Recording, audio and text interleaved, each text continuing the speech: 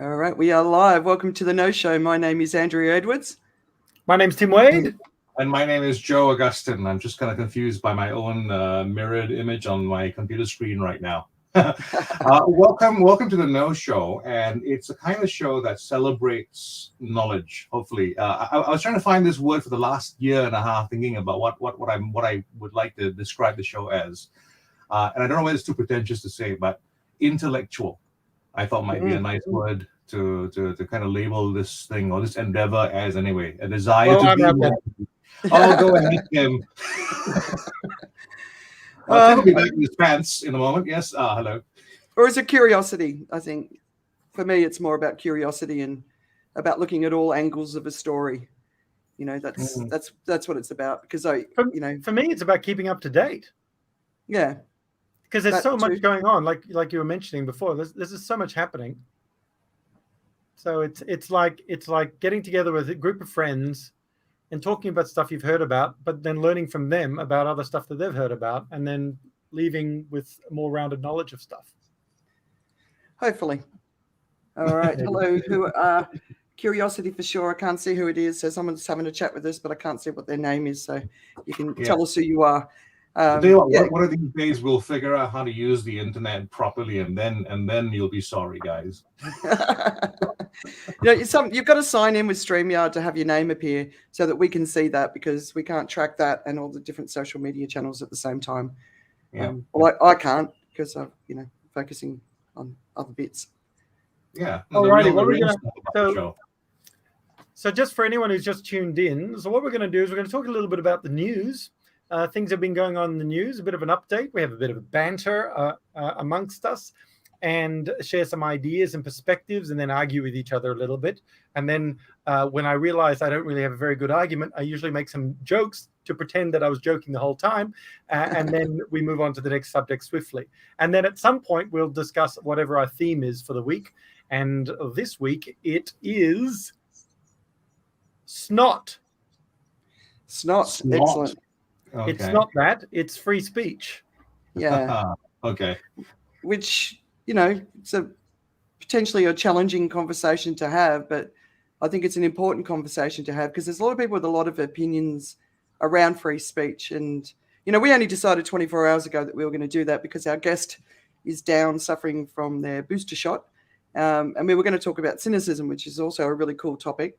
But I think it's the right time to talk about free speech and to get some different perspectives on it, because I think one of the most unusual things about the three of us is that we were all born into or raised in countries and cultures where freedom of speech was an essential right and something that we grew up believing in. But we've also lived in countries and cultures where it's not an essential right, because taking care of the whole is considered more important than individual rights. And I have come to respect both. I can see the strengths of both and the weaknesses of both. So I'm looking forward to talking about it from that perspective. And I think that's something the three of us can bring. Having said that, or having heard that, I'm just wondering if that is actually true. So, Tim, weren't you born in Malaysia and I in Singapore? Yes, but I also grew up in Malaysia, but I also grew up in Australia. Right. That's why I said we've lived in both or raised. What she's saying. Yeah. Yeah, but it also depends on the household you're in. In some households, you have no freedom of speech. So, yeah. Okay. Anyway, moving on. Yeah. Law of the house, law of the land, law of the schoolyard. Yeah, this is my house, and you'll damn well do what I tell you to do, or you can get out. Except you can't get out, so you'll damn well do what I tell you to do. Oh, the good old days of parenting. Yeah. Just those. Our children are lucky. But yeah, so anyway, look, do you want to get stuck into it? There was some windows popping on my screen, even though I closed everything, so I apologize for the noise that you just heard then. But should we get into the news that really struck a chord this week? Absolutely, man. Can't wait to leave my useless comments on everything you say. Excellent. I'm looking forward to it. So before we're going to change the order a bit this week. We're going to really focus on free speech up front. But before we do that, I think for me, the story of the week that sort of really broke and captured the world's heart was the story of the little boy in Morocco that was stuck in a well for 4 days. And obviously, sadly, he didn't make it. But it was a story that I thought, just really reflected the beauty of humankind rather than the ugliness that we see. And we sort of unified in the grief, the hope first, and then the grief, finding out what happened to the story, and just really feeling for the parents, especially the father. It was one of those turned around for 1 second and he had to face this terrible situation. So did you guys keep an eye on that little story? Yeah, it's one of those things that I've got to admit, when I see something like that, I actually hesitate to click it. I especially if I know how it turned out, I'm not inclined to delve into it too much. That's me. Yeah. I'm a little bit similar. It came across, I noticed, and then I sort of saw what was happening as it was going, but I wasn't sort of glued to the screen or anything. But it's just, I feel so heartbroken for those sorts of ones that it's like a horror movie that I choose to avoid. But yeah, even as you're bringing it up now, I just feel this sadness, and just think about the little boy's plight, and it's terrible. Yeah. So I have a slightly different look on my face because I'm reaching up above my head, realizing my microphone was pointed the wrong way the whole time. The voice is back. All right, so we're going to change the order, and we're going to sort of start with the theme, which is let's talk about free speech. And this is obviously following the Joe Rogan, Spotify, Neil Young, Joni Mitchell, everybody else frenzy. All right, so I want to take us back to the beginning of this story and just remind everybody where it began and then all the different steps. And I'm going to miss some, so forgive me. But I think most people forget that this story actually started in the middle of January when 270 health experts reached out to Spotify and basically said Joe Rogan's COVID misinformation is a sociological issue of devastating proportions. So that's where it began. And then Neil Young stepped in and basically said, you can have Rogan or me. And Spotify said, thanks very much, we'll keep Rogan. The World Health Organization chief backed Neil Young. Joni Mitchell joined. Then James Blunt, which I thought was rather funny, threatened to release new music if Spotify didn't remove Joe Rogan's post. The hashtag Spotify deleted started trending. Harry and Meghan stepped in, and I was a bit surprised that didn't get a lot more hate. Graham Nash and then Brene Brown. I was sort of tracking some of the conversations around Brene Brown's post, and she never said, I'm going to leave Spotify because of what's going on. She said, I'm going to take a pause. And some of the comments on Instagram or Facebook, and even on LinkedIn, I was really quite surprised by the anger and the hatred that was being expressed towards her. Spotify's stock plummeted by $2 billion. I don't know where it is now. Apparently, the edgy appeal of Spotify's podcast has now been diminished, and Joe Rogan pledges to try harder. Then Spotify finally spoke up and said, we do have rules. We will not remove Joe Rogan, but we will add content advisories, which the social media platforms have been doing, I know, the last couple of years. So then in this last week, Spotify's CEO has been speaking up and saying, we're deeply sorry, but we won't drop Joe Rogan. Neil Young told Spotify employees to leave. But then India Airy, who is a star that I'm not familiar with, but she basically released a compilation on Instagram and an Instagram story, so it's not available anymore, showing Joe Rogan repeatedly using the N-word, and he apologized again. The delete Spotify movement has been ramping up, with 19% of users saying they're going to cancel, or they either have or will, and a lot of the commentary is saying that these moments don't usually last, but I don't think the cases in the past are necessarily relevant now. I think consumer action is ramping up, and people are going to act on their on their ideas. Personally, for me, delete Spotify isn't something I'm considering. I would recommend on the BBC, Ross Atkins did a video where he's showing lots of different perspectives, for and against. And then Jon Stewart, who's an former American sort of host, thinks it's all an overreaction and that it's a mistake. And then beyond this story, there's a couple of other things broken. We saw Whoopi Goldberg said something a couple of weeks ago. I've read her comments. I haven't seen them in context. I don't understand that story because I haven't had time to dig into it. But then Louis Theroux is about to release a new series, and he wrote this article where he talks about his struggle with amplifying extreme voices. So, like I said, I think the three of us have a unique perspective. I personally am for free speech. When who decides what's right, what's wrong? But in a pandemic, misinformation kills people.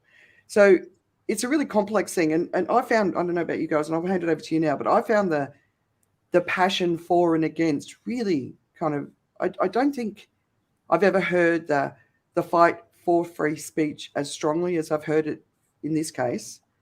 I started doing some research, and obviously we only had a 24-hour period into sort of the history of free speech. And obviously most of it comes up in the American context. And, it's a fundamental right. In the World War I and World War II, there were restrictions on free speech, but mostly it's pretty much everything can go. But then we live in Asia where that's not the case, and we're all cooperating and doing the same thing to try and get to the end of a pandemic. So anyway, I want to just hand it over to you guys. Joe, I know you've got an interesting perspective. Let's get stuck in. Well, I was going to say, I am someone who believes very much in free speech, the same way I'm someone who believes very much in a car, right? A car is a tool. It is what it is. It gets you from point A to point B. It is inherently with its dangers as well. And while I want to defend everyone's right to drive a car, some drivers shouldn't drive. And that's my problem with free speech, because in the defense of this general right to do everything, you've got to let the people who do damage with their cars, with their speech, do what they do as well. So I am not, I'm not 100% behind free speech without any kind. I know that kind of like defeats the purpose of the idea of free, but I do think that speech should be available to everyone, but not without some sort of almost like a qualifying license to go ahead and do it, And there is a qualifying license if what you say can create harm to another or violence towards another.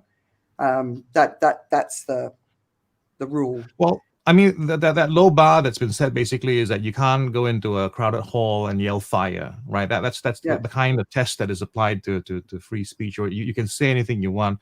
But I think there's also this thing about the understanding of what actually free speech is about. The concept sounds like a really fun idea. You wanna take hold of it and go, I have free speech.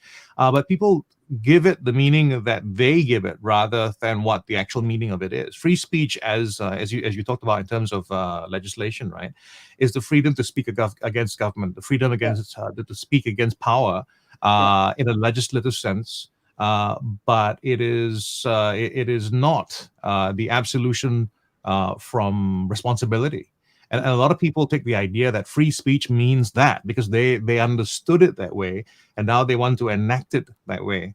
So I believe in free speech because I think it means I can say anything at all about anything, when actually the truth is what free speech is just protection of your speech against authority.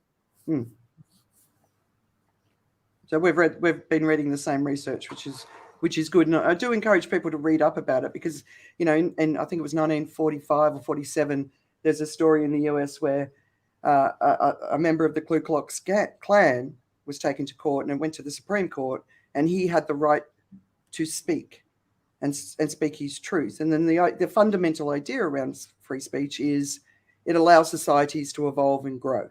And that's why we're not supposed to suppress it. We're supposed to give people the space to speak up. Well, that's a guy that gets 190 million downloads a month on his podcast, who's sharing misinformation around a pandemic. Well, that can harm people, right? Because if they listen to him, it can kill them. And then I've seen lots of people saying, well, people should be able to make their own decisions, and he's not there for medical advice and blah, blah, blah. But, when Trump said drink bleach, people did drink bleach, so, I think maybe and so the whole other thing is, the podcast platforms are one of the last frontiers for any sort of control. Audio apps, which are the sort of the emerging trend, they'll be the next ones. Like Twitter's having all sorts of issues around its audio because they can't sort of control what's going on there. But podcasting, it's not controlled in any way. And, we're exercising our right to free speech doing this. But we're all very much aware of trying to convey information and following scientific research where we're all looking at all different perspectives. But a person with a viewership that high, which is higher than most of the broadcast TV channels, there has to be some level of the information needs to be safe for the greater community, right? Yeah. I mean, that's generally the concern that I have about Joe Rogan, and I've actually also, in promoting this particular live stream, I've been talking about me going after someone who I like and I enjoy, and I think it's just wrong and what he's doing. And it's not Joe Rogan. I'm just going to hold that little card against my chest for a while before I get to who that is. But Tim, I'm just thinking what your reaction to this, as we talk about it now. What do you feel about free speech? My gut feel is that there's got to be boundaries. There's boundaries. So the fundamental one of the fundamental principles in democracy is the ability to have free speech. So it's predominantly linked to democracy in that sense, because you're not stifled, you're not allowed to say anything. However, there has to be some boundaries, and then who decides the boundaries? That was a question Andrea was asking before, and that's a really important one. Is it the people in power who define the boundaries? Because if it's the people in power who define the boundaries, then they can define boundaries that keep them in power, sort of like conversational gerrymandering. But then if it's a culture, some sort of cultural boundaries, that kind of makes some sense, but that's sort of fluid, and then you ask what is culture and how is sort of globalization and internationalization affecting a culture. And just because if I'm from another culture, do I have the right to enact that culture's beliefs? So then it comes down to geographical law of the land. I mean, there's things you can say in some countries that'll get you into significant trouble, and whereas in other countries you can wander around screeching whatever you want to say. So I just, and then the definitions tend to come down to, like you were talking about doing harm. Is it doing any harm? And then the argument against hate speech is, somebody can hate on someone, but it doesn't actually do any harm, is one of the defenses to hate speech. But then it comes down to, how do you define doing harm? Did it actually physically hurt someone, or can they claim psychological harm or reputational harm? Or but for me, I think deeper than that goes down to, how is it shaping our culture and the way that our cultural conversation unfolds going ahead? And when I was growing up in Malaysia, everything was quite conservative. In our family, we weren't allowed to swear. We were very careful with I mean, we could say whatever, but we weren't allowed to swear. And then culturally, we had to be respectful of different cultures out there and everything else. And that was my world. So I didn't think really anything of it.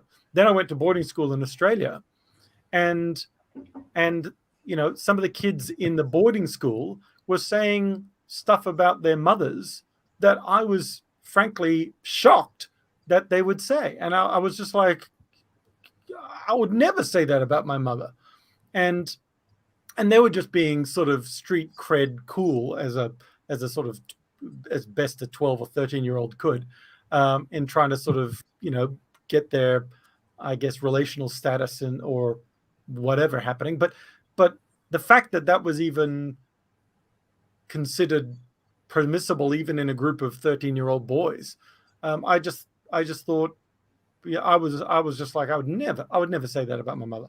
And then, but then it's grown into this world now where, for some people, the more you swear, the more followers you get. I mean, it was always a bit like that in the 80s with sort of Eddie Murphy's humor and stuff like that. There's a bit of that. And then he sort of cleaned up his act a little bit and got better roles somehow. And then, although less funny, weirdly enough. But there's the Gary V's of the world who are sort of swearing left, right, and center. And so that's sort of the choice of words we use from an expression perspective. And that doesn't need to be curbed or curtailed necessarily, as much as the content and the direction of that content, which then the free speech argument that we've been talking about is mostly about. It's about the content that somebody says and how it impacts or hurts a group of people that hear it, or that it's attacked to. So they may not be the direct hearers, but they are the ones that are offended by it.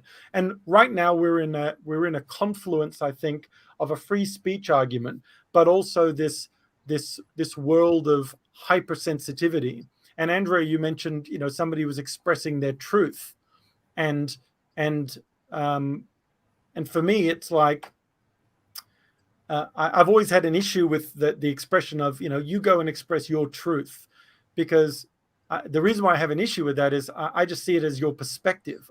And it may be true to you, but I think using the word truth, as we tend to in the modern vernacular, somebody using expressing their truth, I think it says that there is truth in it. And at some point, 1 + 1 = 2. And if I go, yes, but my truth is 1 + 1 = 5. Then it's like, well, no, that's your wrong perspective. it's the truth is 1 + 1 = 2, unless you're doing some sort of weird keynote trying to impress people. So I just think that that when we start using the word express your truth, then I think that becomes a defense that I can say whatever the heck I want because it's true to me until I'm convinced of a new truth.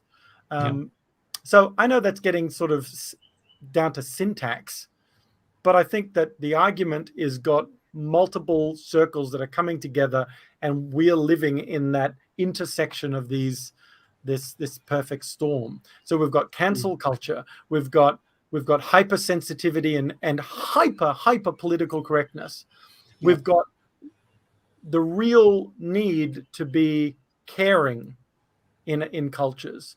And so the caringness and the hypersensitivity are at war for relevance in a sense, or people are going, well, I'm using this as that bird that sort of limps away from its nest to try and draw predators away from things it holds dear, but really there's nothing wrong with it. To people who are really offended and really hurt by something, and it can impact their ability to grow or have a sense of freedom or something in their lives. So I think my perspective is there's got to be some boundaries, and the discussion needs to come down to definitions and where we're dealing with. But the challenge, I guess, is those boundaries themselves, because they will always be challenged.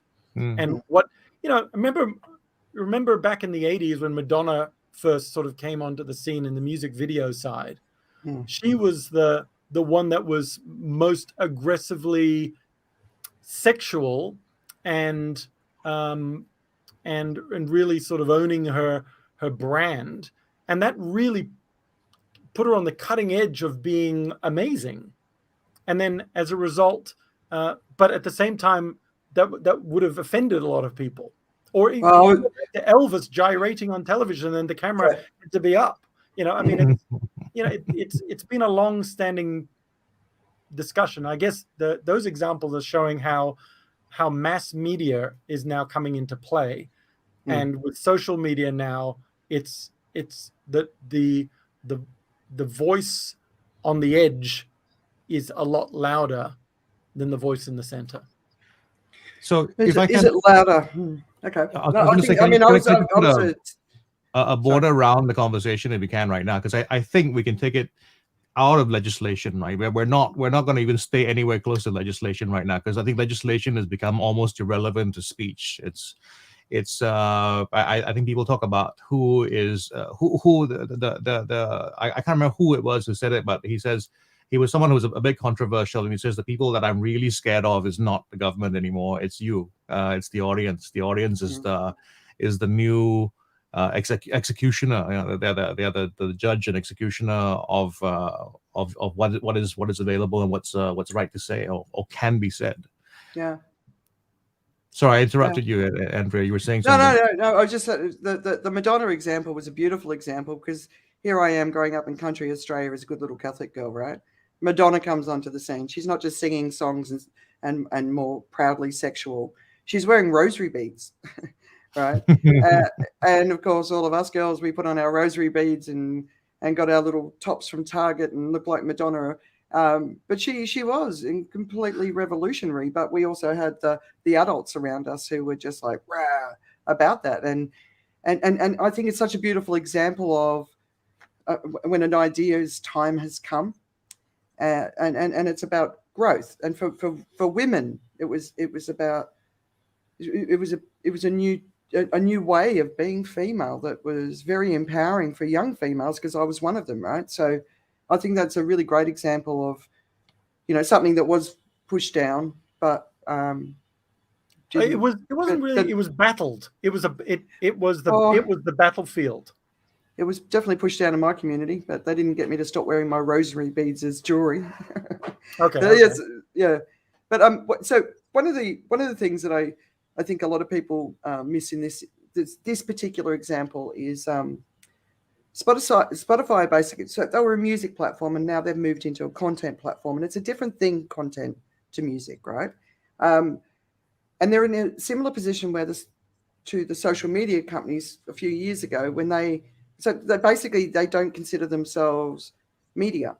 They're not broadcasters. They're not content platforms. They're content aggregators. They're community platforms. There are lots of different descriptions. But so what Facebook and everybody was trying to do was fight against their responsibility for the content that was shared on their platform. And we've seen all around the world the devastation that's been created off the back of that. So Spotify is now sitting in that space. And I think that's one of the things, I mean, the responsibility of what you're putting out there into the world on your platform has to sit with you as a business if you're making money from it, right?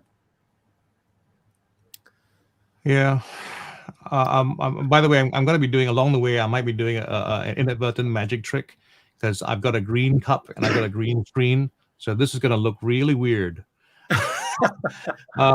This whole thing about responsibility is, I mean, I think the argument's been made already, and it's been settled, as in, like, platforms are responsible.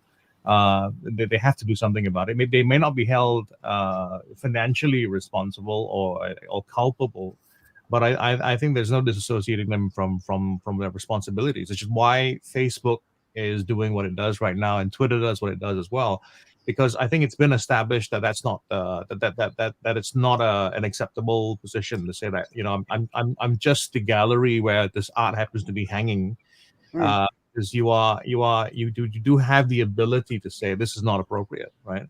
So Spotify could remove a song it doesn't want to put on the air because it decides that it's not appropriate. It doesn't fit community standards. And so the community now has been telling you what it feels and what is different.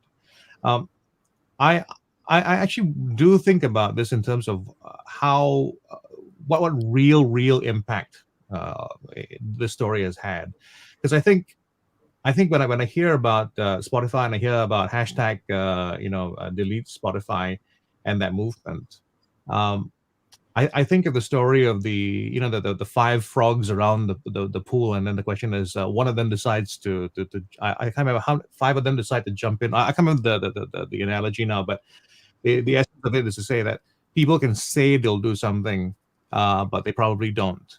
And I think what Spotify is probably seeing in its back end is the numbers, and I think the numbers tell you exactly what to do. right? If Spotify was facing a real backlash in absolute numbers in terms of cancellations, and it saw those numbers show up on its spreadsheet in the back end, they'd be doing a whole lot more about this. What they're seeing in the back end is people are saying all this up front, but they're doing something else. If you were Spotify and you saw that people were absolutely deleting Spotify because of Joe Rogan, that decision is not going to be hard to make. You can actually do something about that. But because what you see is a recoverable situation, you see something which is better than the alternative. You know, if you think about 20% of Spotify, 20% of the user base deleting the app and basically canceling their accounts, if that absolutely did happen, it'd be devastating in real financial numbers to the business. And it would also limit the ability of the business to try and do something about it, or try to stay, you know, like still show any kind of association. Because this is the market telling you very, very clearly that this is not the right thing. And what they've come up with as an alternative or a way to fix things is now to bring themselves in line with the other social media platforms to give the same kinds of warnings. And I think they've also pledged the same amount of money that they spent on Joe Rogan. Now they're going to spend it on minority creators and the production of that kind of material as well. So, you know, they're trying to do something about it. But I think at the back end, we have to, and it's funny, it comes back to free speech. It's about people not just saying what they'll do, but doing what they say. You know, I think if the people who spoke and said what they were going to do would actually do what they said they would do, we might have a different situation today. Yeah, that's to me, that's one of the next 3 months. We'll see whether this is true, whether this is real, whether it's going to, you know, happen on a much, much bigger scale.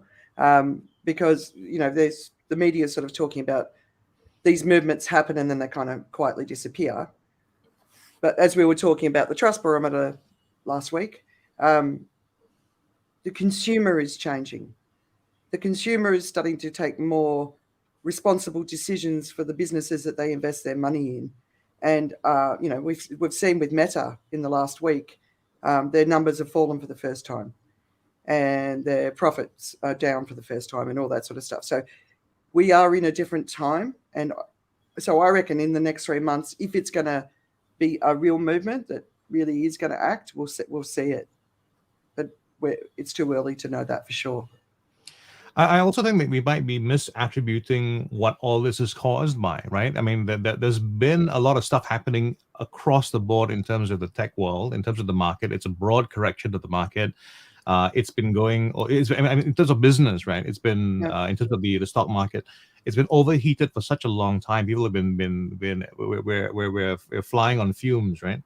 And they're saying that it's had a downward impact, but I also think that it's maybe giving too much weight to some of the stuff that's happening, because I do think that it's a overreaction by a lot of people.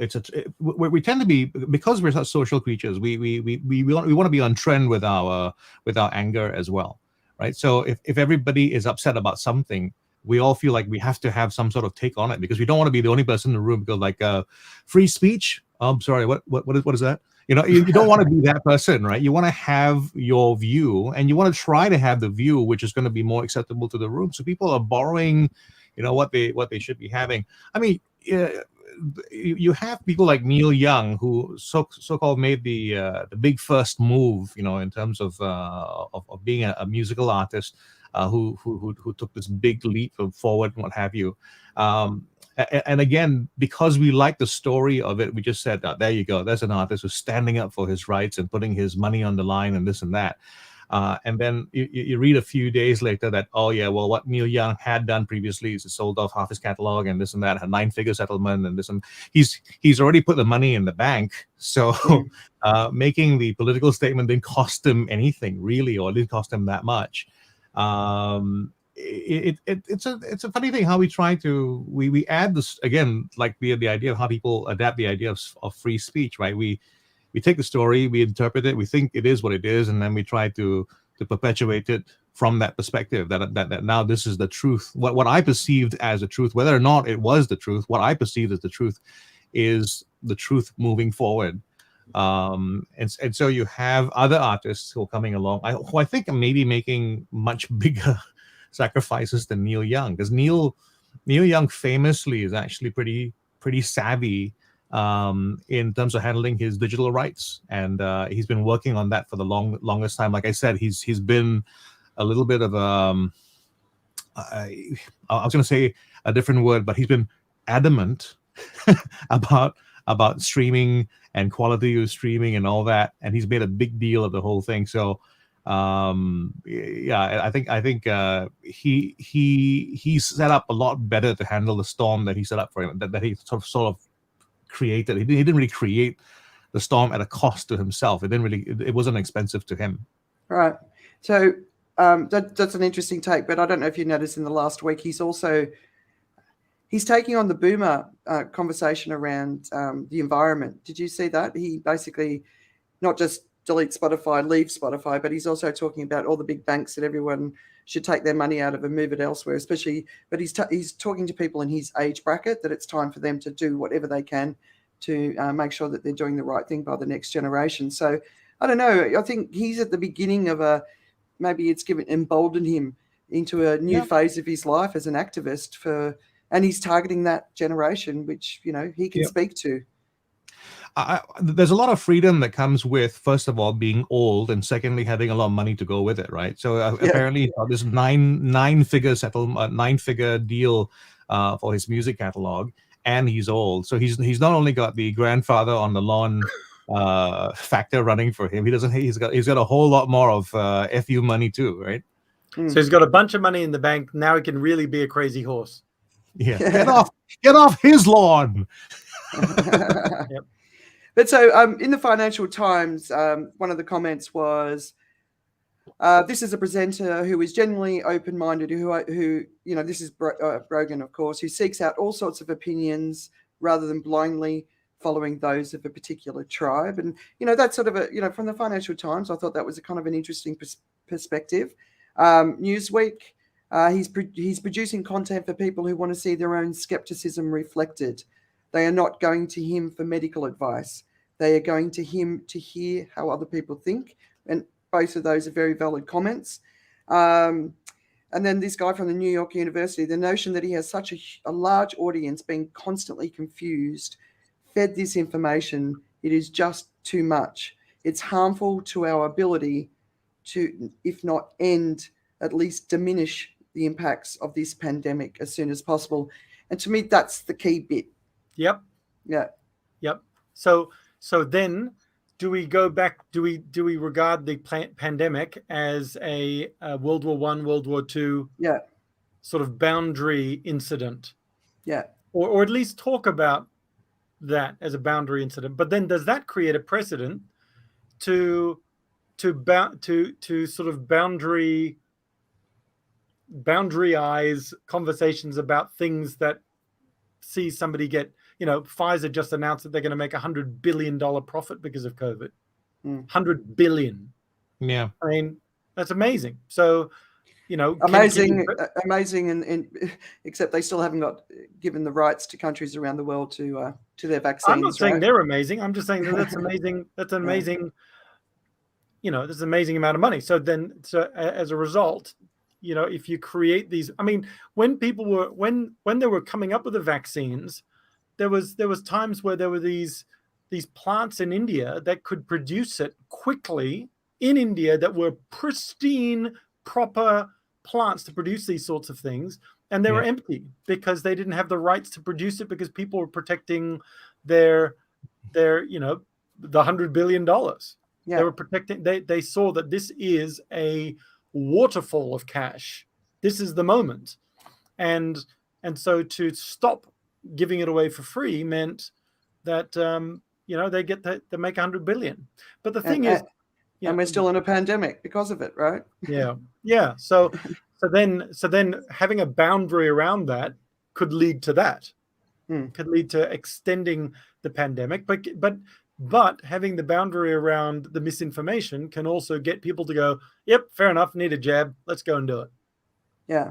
So to me, the fundamental question at the beginning, at the center of all of this is, we go into a pandemic, there's a virus. We know scientists can see it, they understand it, they know what it does. Eventually they make a vaccine, right? But we don't even have consistency of truth around scientific fact. And to me, it's being politicized right from the beginning. But surely we should be able to go into a situation like we're in as a global society and say, this is a situation, these are the institutions that we should trust to get us through this, and we should take their advice. And we haven't done that. Well, I was thinking about this, thinking about the show and thinking about how you talk about what is reliable, what's a reliable source.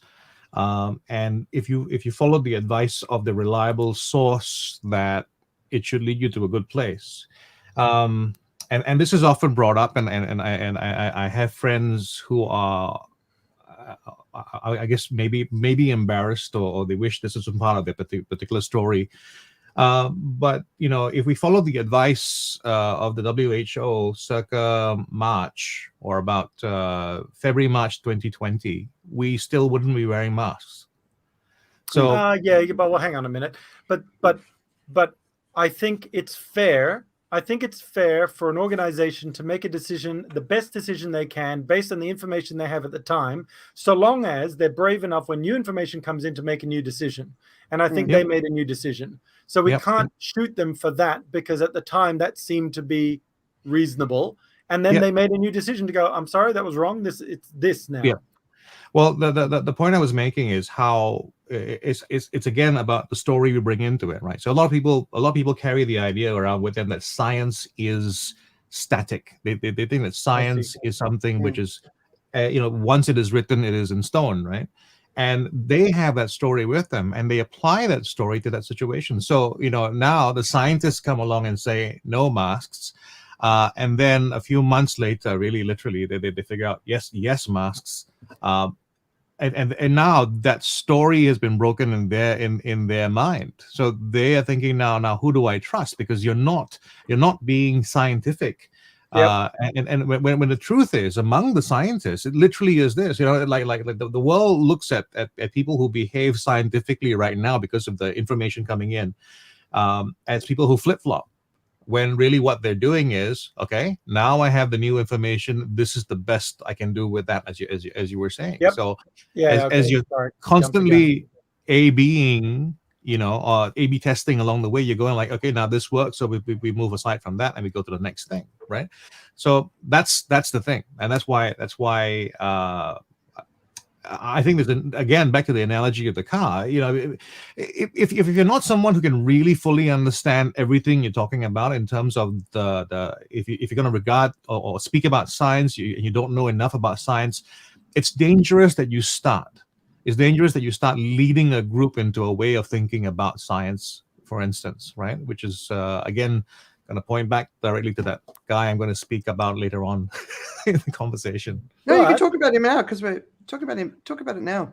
Okay. Well, I've been very concerned as I watch. I by the way, and as I speak about him, I love what he does. I like his material. I love what he represents in terms of what he is hoping for in the world, and I think it's very sincere.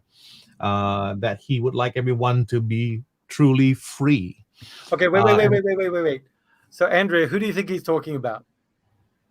But I know who he's talking about. Oh, do you? I don't know. She reads the WhatsApp messages, which you get as well, but you don't obviously read. Yeah. So. Oh, I didn't know. You can go ahead. You can play. Oh, I don't know. For some reason, I was going to go with Tony Robbins. Oh, okay. No, he doesn't share a message like that. Yeah, I don't know what the message is. Not in that category. Russell Brand. Oh, right. Yeah, okay. I did see that one. Okay, sorry. Yep. Okay, fair enough. But Russell Brand's brand is sort of all over the place. Like, He's a hippie Well, one day. And because what happens is when you watch intellectual Russell Brand, I'm going to start by defending Russell Brand. Is when you watch Russell Brand through the 4 or 5 minutes you can get through the mainstream media, you're going to get a slice of Russell Brand without with him expounding what he wants to talk about. So when he's got these rather complex ideas that he's trying to put forward, it doesn't always come across in that 4 minutes when he's trying to work it out live on TV. So there are the occasional moments of brilliance where he manages to do it in 30 seconds, but he's not as erudite in short form, right? But he's good when you give him some time to talk about the stuff he's talking about. So if you watch him on his streams and on his video channel and all that, what he's saying, and as he's talking about what he believes, it's very well put across, and with a bit of editing, it's quite fantastic. And unfortunately, I think very dangerous as well, because he is someone in the category of, free speech for everyone. Everyone say what you have to say, come and protest, do whatever. And I think he's, in essence, the kind of and this is going to be controversial for if you're a big fan of Russell, and I'm sure it's not even in the spirit of what he's talking about, but it's like Americans and guns, right? You got to have the ability. Everybody's got to have the ability to have a gun. Go ahead and please have a gun and fire, and you don't have to fire the gun, but you should have the right to have a gun, and you should have the right to use your gun in the ways that other people seem to allow it. Russell Brand, I think is he's sort of enabling, again, he's got an audience of coming up to about 5 million people on YouTube, and people are borrowing ideas. Again, there are very few original thoughts that we have as human beings. We're looking around for what seems to be a bit of a trend, and we hop on it. If you're watching Russell Brand every day, that's about 15 minutes of someone having a conversation, or at least talking at you, telling you what he feels. And he is going to prescribe, I think, ultimately a way of looking at the world, a way of thinking, a way of speaking as well, which is, I think, a little bit more dangerous in the hands of someone who is not as, and I'm going to say, is not as intelligent as Russell Brand, because Russell is an intelligent person. And even if he has some thoughts which maybe a little controversial or maybe on the edge, I think he has the intelligence to not use it in any and all circumstances, just like that. He probably has a filter in some sense. He has some sense of emotional intelligence that allows him to say, despite his alternative ideas, the right thing in the right context to the right audience. I don't think everyone who watches what Russell or listens to what Russell does walks away with that same idea. That yes, you need to have these alternative ideas and be able to express yourself and say what you say. But I'm not sure if the nuance that comes with the kind of cultural education that he's had is going to go along with that. So you create someone with a little knowledge, which is more dangerous than the person who has a lot. So I have a solution. So on his YouTube channel or Spotify or wherever it is that the information, you have to do a quiz beforehand to see if you can have access to it based on your intelligence level and emotional intelligence. And you can only do that once a year. And we can just do that for the entire population of the world. Yeah, which dangerous territory. I mean, it's like doing intelligence tests for the right to vote. I mean, if you're well versed in the concepts that are being debated in Parliament, then you get 7 votes. If you have no idea what the heck is going on, you get 1. But then it's also the most testing only values one type of intelligence and not different types of intelligence. And so it's always dangerous. I know, I'm joking. We can't do that. No.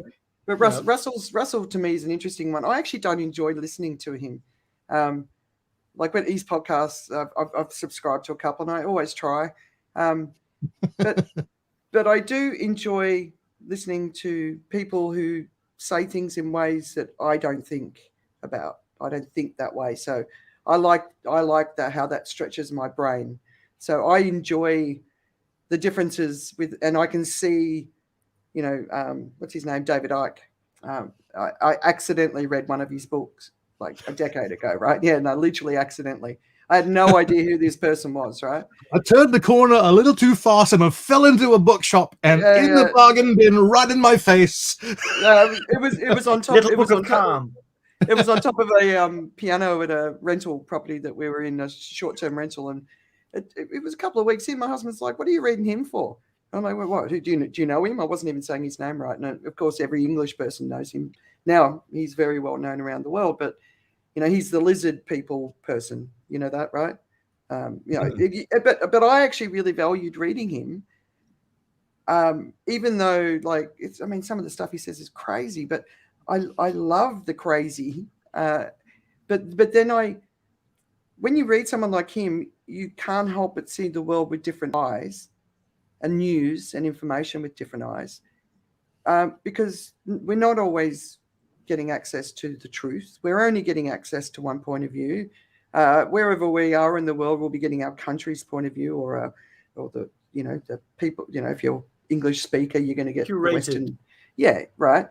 So I like that challenge, but not everyone's capable of the critical thinking bit, because it's not part of the education system in many, many countries. And that's why, Scandinavian countries are renowned for their teaching the children critical thinking, whereas a lot of the other education sectors, that's really, they're not investing in them at all, right? So they're not investing in the future.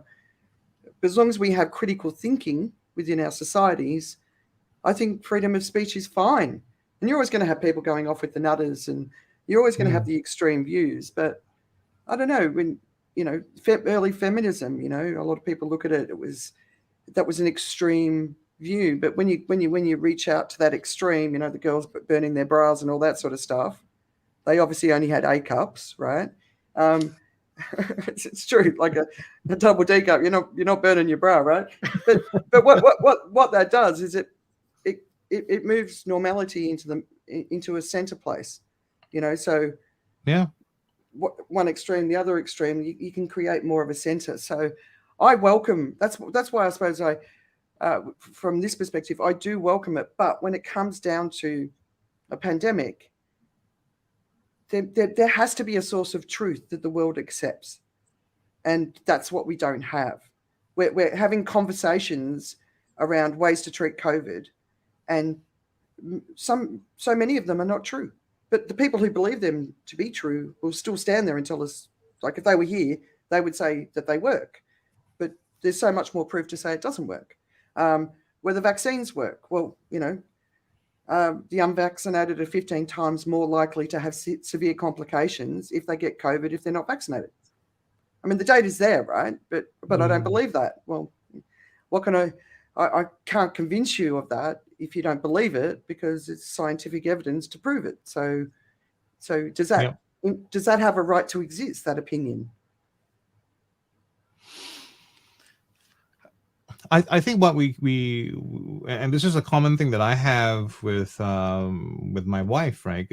There is a complication when it comes to us just being human beings and having feelings, because thought, if thought were the only way we settle stuff, that'd be fantastic. If we could somehow disconnect our emotional systems, we would make much better decisions, because then we could decide fairly, right? But emotions stop us from seeing right in front of you the absolute truth, right? So the story that I'll probably tell when I'm 95 years old is how we broke the story, and I feel reasonably safe to be talking about this particular subject, because mostly it's LinkedIn who's watching us, and I don't think there are many kids watching here. But the gentleman who comes around Christmas time, we spoke truth to my then 12-year-old son about what really happened, and he spent a good half an hour looking at us and wondering why we were being such terrible people trying to take credit for the work of someone else. And you just couldn't figure out, and we did everything we could to dispel the notion of what actually happened. And it took us that long to finally get through where, there are a few times in my life I've actually seen someone slap their head in realization when he finally did. And then that was just the penny drop, all for him. So, and it's all that emotional thing that we carry along with us, and that's part of the human condition. Like we're storytellers unto ourselves, and we don't want to challenge that story because that story is so convincing, right? So some words are going to trigger people simply because the meaning of the word is loaded, right? You can say something that is like I think for Tim and myself growing up, right? I mean, we would have experienced the wrong side of the back of there's no right side of the back of the hand, if we use the F word, in so-called polite company. But then again, you're brought up in a different culture in Australia or somewhere else where it's much more accepted. And that same word, the same context has totally different meaning, right? Or the idea of perhaps like calling your parents only as mom and dad and not by their first name. I mean, when I went into another culture where it was commonplace, I went like, what's going on here? I don't understand, right? So, and again, it's the story, because the story that we were told and the story that we believe is that, it's so rude and disrespectful if you don't do it. And so when we stepped in that culture, we went, oh, they're so rude and disrespectful to their parents, when that wasn't true at all. It was just the culture that they were brought up in said that that's how you talk to people. You call them by their name. Oh, by the way, we weren't allowed to swear, so I don't know why you excluded me from that. But like today, Razor, I've got Jax will be 14 on Sunday and Lex is 15, and Lex will be watching now. And when the special man in the red suit was finally revealed as non-existent, he was gutted, absolutely devastated. And and the fact that your son was 12, right? So when we were kids, we found out about this when we were like 7 or 8. Kids today, for some reason, it's a bit later. And maybe they just want to stay in the magic of the idea. I don't know what it is, but well, some of my kids figured it out early, and they realized that we're getting 2 for the price of 1. So why bother? Because they were getting presents from us and the gentleman who would arrive very mysteriously. Not stupid. And I had at least one child who said, "Oh, let's not rock the boat." Yeah. I just said to my boys, surely you could see that your mum's such a crap rapper. Like Santa's presents and mum's presents, and dad's presents, they're still wrapped the same way. And, I'm really a bad rapper. It was never one of my skills. Okay, so I'm going to share with you how, for us, why we were able to create this magical illusion with our kids for as long as we did. We never wrapped the presents from Santa. They all came inside of silvery and golden cloth. They were always tied up with ribbons. And they had very nicely done calligraphy. It was all style, and that's why we got away with it for as long as we did. And we used to hide things in the most incredible ways. We'd leave the house for church, and I forgot something, and then just in that quick moment, everything goes from the closets to the right place. It was all that kind of stuff. So it was really a lot of production that goes into it. Yeah, but that's something that I do feel. There's one part of me that does feel that I may have created a problem with that, though, because we were so successful for that long a time, and what we did was as they all, the kids grew older, and when you reach the age of knowledge, and we revealed the magic trick, they then became stooges in the next round as well, right? So we had to sort of like bring them into it, and they had to support the story as well. I think we may have inadvertently broken something in terms of innate trust in parents, as in, if you could lie about this for as long as you did, what else are you lying about? Yep. Yeah. Zoe tends to, while watching TV with us, will tend to watch something and then go, "Is this true?" Even if it's a movie and they're just saying a line that's required for the movie, she'll look over and go, "Is that true?" like what they said, is that actually true? And I'll go, no, it's just a movie or whatever. So the Christmas conversation came up, like which was amazing. Now you save so much money. But well, yeah, but we still play it, and she still got one last year and was just like, cool, I got the thing. But I'm worried. Are we going off track of the freedom of speech thing here? Yeah, but at the same time, it's like the beginning of distrust. That's what I was hearing, right? This is, and I think that's a big part of it. I think because I was thinking, how do you curb misinformation? How do you curb deliberate misinformation? So there'll be some of these podcasters and everything else. And Fox News seems to be rampant with it, is because their goal is viewership and advertising revenue. Yeah.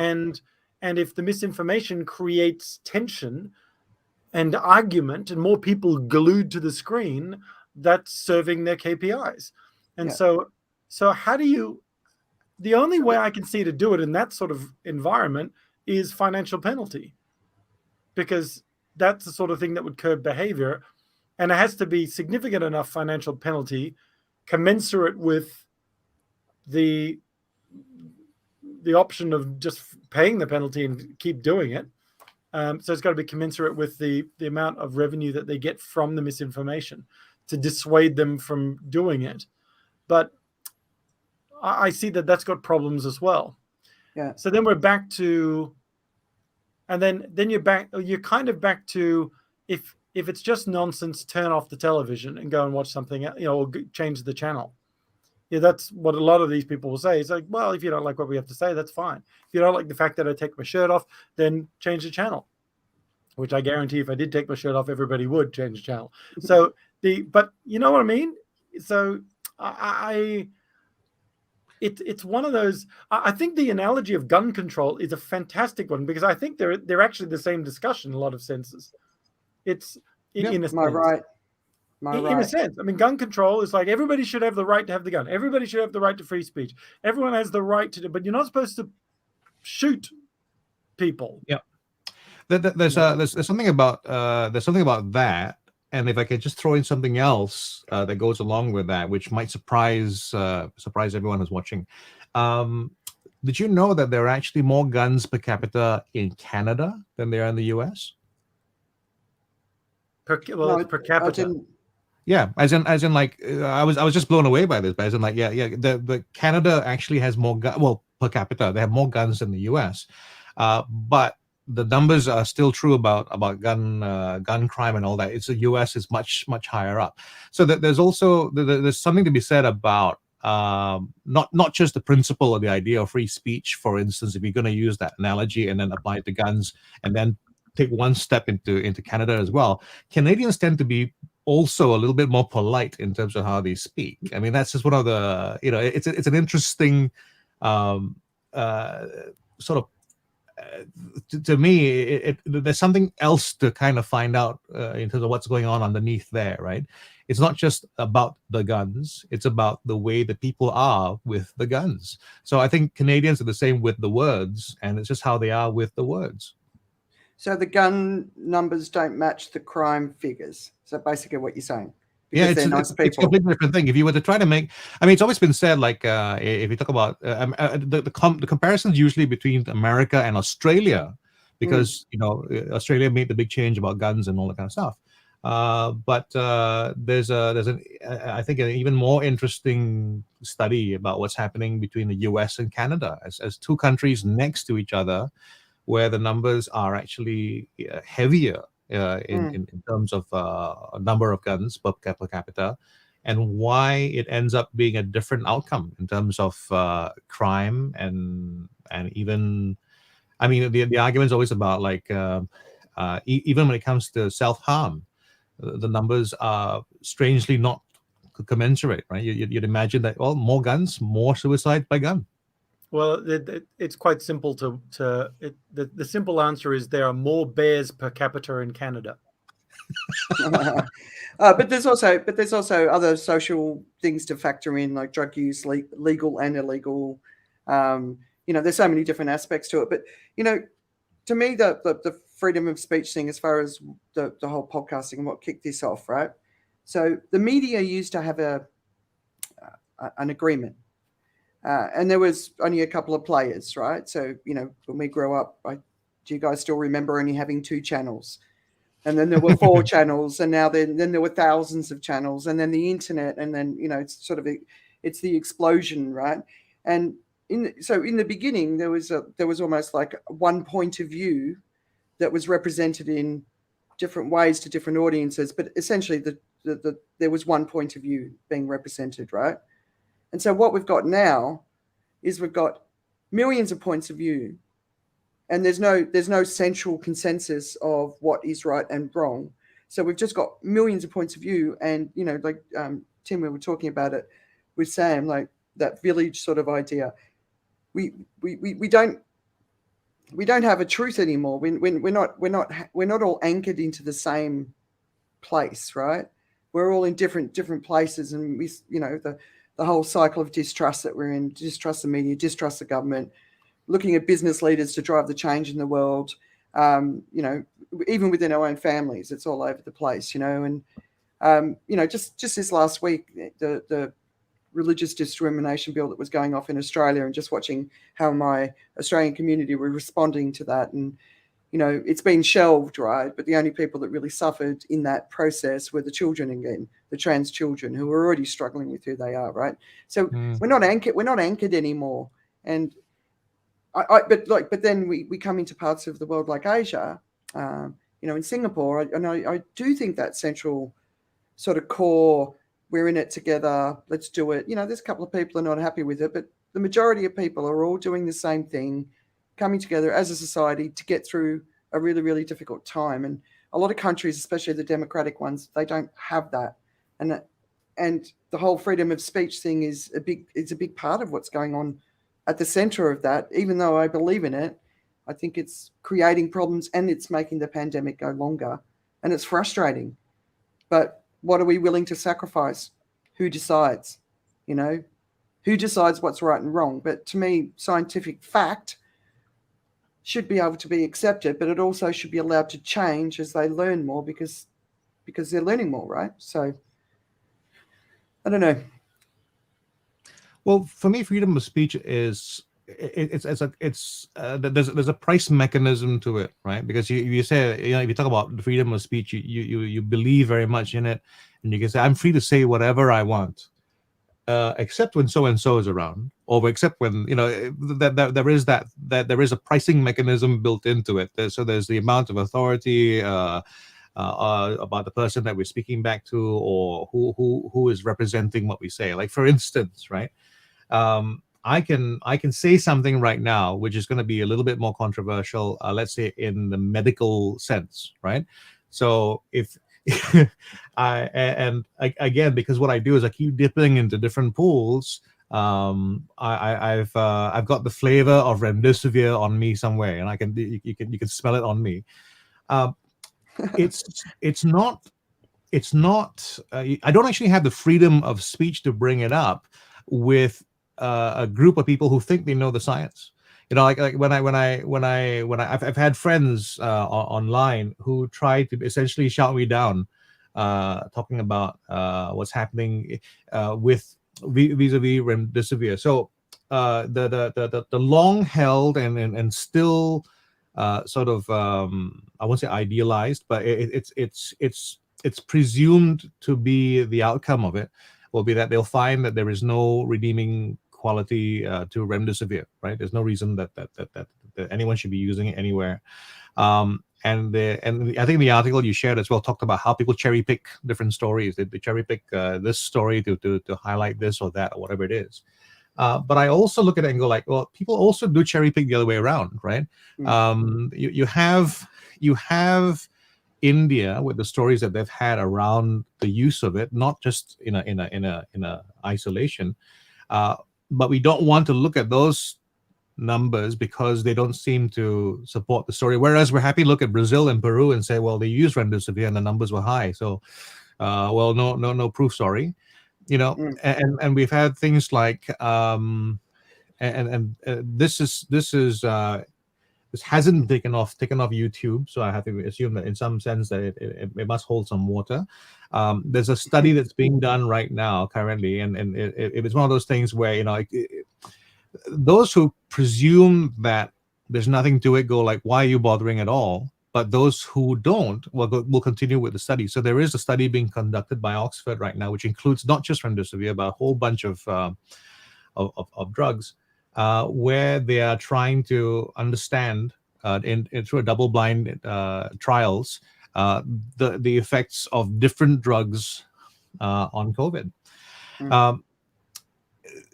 There is, if there was honestly nothing there, then there wouldn't be a curiosity for it. So that's for me what I think is we need to maintain is this curiosity, because hydroxychloroquine has gone through its cycle, and scientifically they found out and go like, okay, we're no longer curious about how this process and how it can help. But if the scientists are still curious about it to the point where they're doing double-blind tests on a drug that doesn't have a patent in existence anymore, must be something to it. Must be, that's the thing. And we will talk about freedom of speech in terms of speaking to power as well, right? So scientifically, the WHO is power, right? What they say is powerful. So if someone comes up with something else which is different to that, it's also quite hard. So it's almost like there is, and this is now speaking in legislative terms, that there is a freedom of speech to speak back to government, but we can't speak back to the WHO now because it falls into a category which makes it dubious on Facebook and or Twitter. So there's that to consider as well, right? Like one of the examples that I give when I talk about freedom of speech and science and medicine is ulcers, stomach ulcers. And today, if you talk to any older person, they will probably still tell you that stomach ulcers are about stress. They will still talk about it in terms of being, too hard, working too hard in the office and blah, blah, blah, you get all the ulcers. And that was the old held truth for the longest time. And it was an Australian, not even a doctor, an Australian that sort of noticed something in the, first of all, in the anecdotal stories, and then after some time in data, and then later on in experimentation on himself, that basically led to the breakthrough understanding that ulcers were actually about bacteria, And so now, if you have an ulcer, it's far less likely to be attributed to stress, or in terms of even treatment as well. They'll likely treat you with some antibiotics. And that journey, that whole thing of going from an idea, it's something that I noticed was sort of happening, to I feel that this is the case, and now I'm willing to put myself on the line. I think that whole journey took something like 30 years, right? Yeah. And it's hard to think about it, but there's some stones that have been left unturned, and the motivations for it. There is enough of a reason for I mean, like, Merck was the one who created remdesivir, and the what do you call it? The patent has expired, so it's easily producible. You can get it from India at 4 cents a pill. So that's the cost of this possible treatment, which everyone's happy to say, no, there's nothing much you can do. But this new thing that I have, which has a patent for the next 13 years, which will give me 1 billion. Yeah. And that's where the lack of trust comes, right? Because the lack of trust in business to do the right thing, because they're motivated by capitalism and they want to make money. Whereas what this needs is a different approach. And, like you were saying, if that is the solution or is a solution, it needs to be factored in, even if it's not going to make those companies $1 billion. But, the bigger picture, and I'm just looking at the time, probably should move into the next news sections. But for me, the thing that we need to always keep in mind, social media basically has been in our lives since 2006, and that's when Facebook first started, but it really was 2008. So we're only 14 years into this, right? And we've made a big mess of it, as everybody knows. But for me, social media, more than the internet, it was the democratization of information. Before that, a very, very, very small handful of people owned the knowledge that we had access to. And one of the things that I'm constantly fighting is the right for us to keep that. And we know that there's a lot of negative things in it, but like the whole misinformation around the pandemic, it happened in 1918 and as well when they didn't have Facebook. So misinformation isn't an argument from a social media perspective for me to say it's all bad. But I think if we lose our right to be voices within our own right, I think we are losing something much greater than we are appreciating right now. And I think there could be a lot of forces at play that are trying to get that happen, because it's much easier for a government to control a country if they can control the information. And they don't anymore. And I think that's a huge part of the problem that we've been seeing, especially in the last couple of decades, and trust or distrust. So let's not lose it. So it sounds like we've come down to, there needs to be freedom of speech. There needs to be some boundaries. That's already in play. If you look at the definition, there's a Wikipedia one, freedom of speech is a principle that supports the freedom of an individual community to articulate their opinions and ideas without fear of retaliation, censorship, or legal sanction. However, having said all of that, you can whiz down to freedom of speech and expression, therefore, may not be recognized as being absolute, and common limitations or boundaries to freedom of speech relate to libel, slander, obscenity, pornography, sedition, incitement, fighting words, classified information, copyright violation, trade secrets, food labeling, non-disclosure agreements, the right to privacy, dignity, the right to be forgotten, public security, and perjury. And then there's the thing called the harm principle proposed by John Stewart on liberty, which suggests the only purpose for which power can be rightfully exercised over any member of a civilized community against his will is to prevent harm to others, which is where we get down to offense and what is harm and all of this sort of stuff. But there are already boundaries. We just listed them off, slander, libel, pornography, those other perjury, that sort of stuff. So we got boundaries. So then what is the cost, or what is the consequence, is possibly the thing we need to look at. Removing our ability to have access to freedom of information, I don't think is the thing. So that supports what Andrew just said. I think it comes down to, there needs to be, for example, some politicians are caught in a tough position because they know things are going to happen. And decisions are going to be made. When they're asked about it, they can't really reveal it. And I've experienced that as a leader in an organization when we needed to make a whole bunch of people redundant. And when people ask me, you're really caught in a bind as to what you're gonna say. But there's some politicians who just lie. I mean, all the time. And the one that comes to mind currently seems to be Boris Johnson, because everybody who has anything to say about him seems to say, that's just who he is. That's just what he does. And so presumably some people would defend him. But if that's the case, what's the consequence to him? Because there's got to be some sense of consequence to Joe Rogan if he has influence, if he's got influence, or in that sense, and he's irresponsibly peddling misinformation. If you're a prime minister of a country and you're lying, I mean, at some point, okay, they get voted out eventually, but that's not a direct consequence of that incident. He might lose power because of a frickin' Christmas party. rather than all the lies he's been saying, and the damage that he's done in that perspective. For example, from peddling misinformation about COVID and about treatments, about trying to keep the world safe and get over this thing, there's got to be some sort of consequence. And so I think people are canceling Spotify because of their inaction to institute a consequence. And people are trying to vote with the only power that they have, which is to say, you're off my device.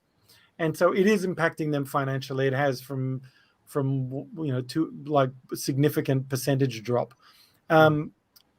Is that temporary? Or is it a good time to buy Spotify, Joe? I don't know, but as so I guess what is the consequence? And in some countries where the freedom of speech is curtailed somewhat, especially against their political parties and their politicians, to the point where any comment is treated as libelous or slanderous, and where the judicial system is favoring the people in power, that can be quite challenging for fair hearing. That one is another one that's quite challenging, and it's rice paper to walk on at the moment. But it's so there needs to be consequence, but then there needs to be consequence of the abuse of the power of consequence. Or do we just finally get to the point where we recognize that the social media companies, the podcasting platforms, anyone who's putting content out there in the world has to be responsible as a publisher, and they haven't claimed that position. They don't want to be, they don't want the banner of publisher on there, but they are putting content out into the world. And just by doing that, then there is a level of responsibility. Well, then there has to be a shared accountability between the person who's saying it, the publisher. But the publisher wouldn't give the platform to the person saying it if they they didn't agree with what they're saying, right? So, to me, that's the argument. It's actually it's a how do we manage the whole last decade? The world's in a mess because we don't know how to be.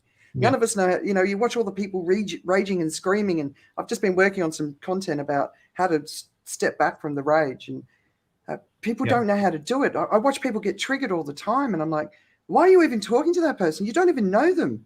It doesn't matter.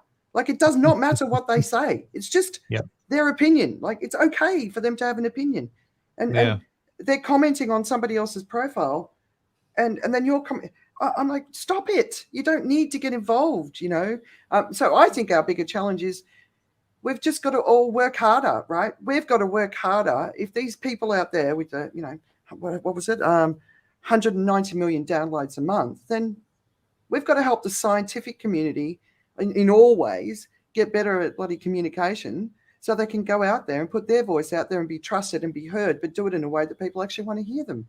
So we need a comedian scientific expert, because we've Bolzon walked into a bar. Yeah, exactly right. But we've got to, rather than censor what's out there, we've got to focus on what do we need to create to counterbalance that, because censorship is never the answer, because who decides, right? So that's my I think the challenge is that is the double S word, the slippery slope, which I think we're on is that when you want to start talking about who's responsible for content, right? And you say that, well, social media, the argument is always going to be like, if social media is responsible for everything that goes on it, then do we hold the phone company responsible for the conversations that go on the telephone line, right? But that's two people talking to each other. Social media is amplified in a much bigger way, right? And so it's a WhatsApp group, social media, right? I mean, that's sort of that's the challenge in terms of where it goes. So like if you create a platform, for instance, like WhatsApp, which allows you to create this big group, and out of this big group of people, and because of all the encryption that's available through WhatsApp, people are able to plan an insurrection, hypothetically speaking. Do you hold them responsible at all for not having fail safes in place? Or is it something that you just say, well, it's part of the feature of Facebook or WhatsApp anyway that's supposed to be fully encrypted, so we don't know what you're talking about, right? Except if you want to serve you ads, that sort of thinking. So why I think there's a problem is that I don't think there's a disagreement over wanting to be able to put some kind of controls or borders around things. But there's also the implication of what else it means, what it means to the rest of what we're doing in our lives, right? If we say we can control social media, then what are we saying about speech in a space, for instance? Are we then saying that it's allowed here or that's not allowed there? It's the implications, and that's always been the trouble with law. Law has always been about, by legislating for this, what you're doing is inadvertently legislating for other stuff as well, or creating a precedent. We lived in a much easier time, back in the early the 20th century, right, where government could be run based on the idea of I said so, right? And there's something to be said about that in terms of I said so. The coming out of the Great Depression wouldn't have happened if it wasn't for I said so. The coverage, the way the news was, where they got all the news outlets and said, listen, we're only going to do good news. There is not, we're not going to talk about bad news. This is the agreement that we have.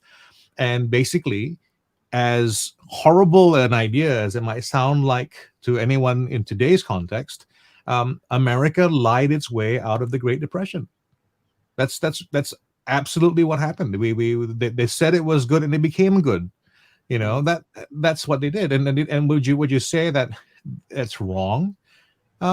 At some level, yeah, it's wrong, but it's like telling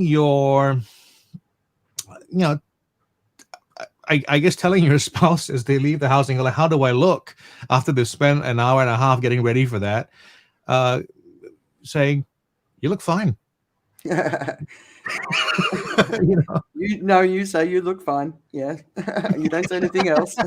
Yeah, exactly. Yeah. Exactly.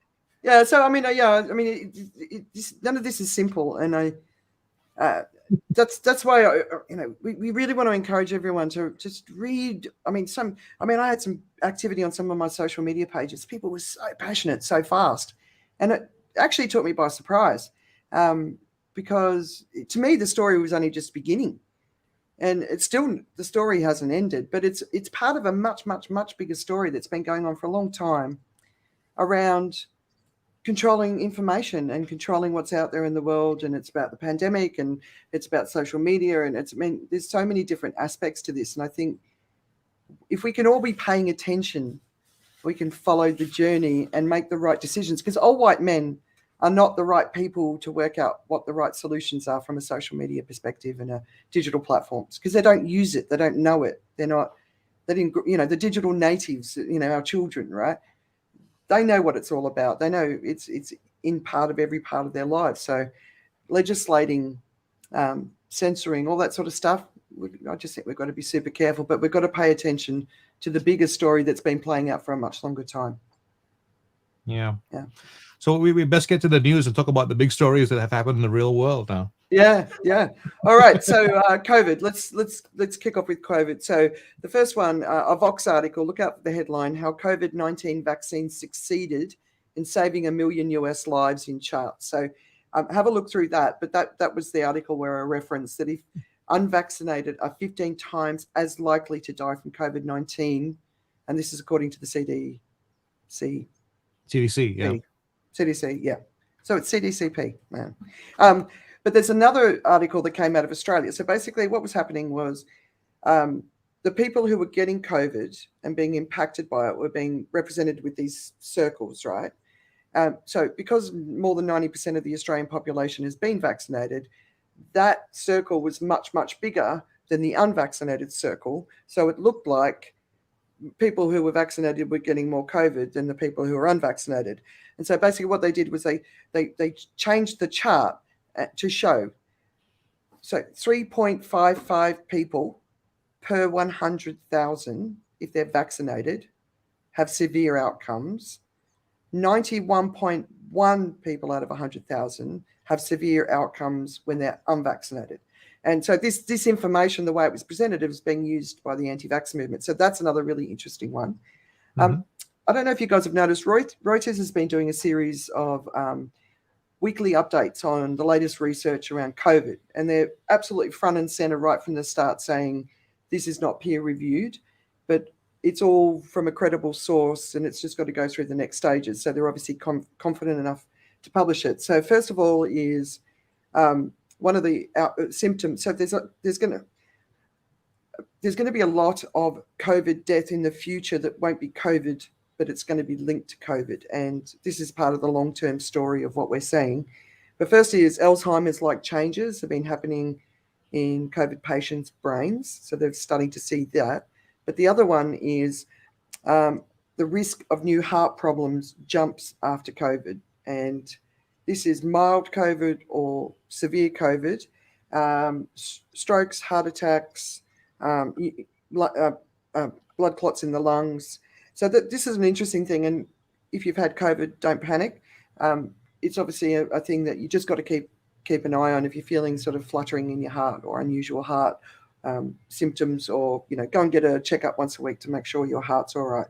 And then the final thing is Austria is introducing a vaccine mandate, and it's rolling out, and the rest of Europe's watching that. And I found that super interesting that that's starting off in a country like Austria and in Europe. So that's a story worth keeping an eye on, because there's some pretty strict rules in like countries like Italy. You can pretty much do nothing if you're not vaccinated, and it's pretty tough, and people don't like it. But they're taking a pretty hard line. So that's the COVID stuff this week.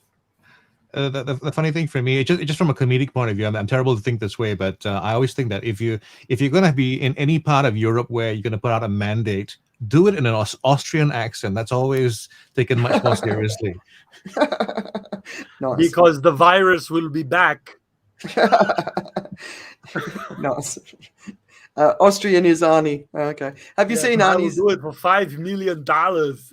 I can't imagine, for instance, spoken in English, but with a Swedish accent, the kind of a vaccine mandate being announced. It just doesn't seem to be as serious. Yeah. Did you see Arnie's in a Swedish accent? An English? No, if you spoke it in English, but in a Swedish accent. Oh, we will all be doing with the vaccine for everybody today. Right. Like that? I don't know if that's a Swedish accent. I'm doing Sesame Street, I think. It is pretty close. All right. Let's have some herring and move on. Yeah.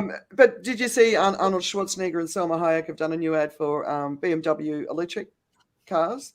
And he's there's Zeus and what's her goddess? Anyway, absolutely brilliant. Definitely check it out.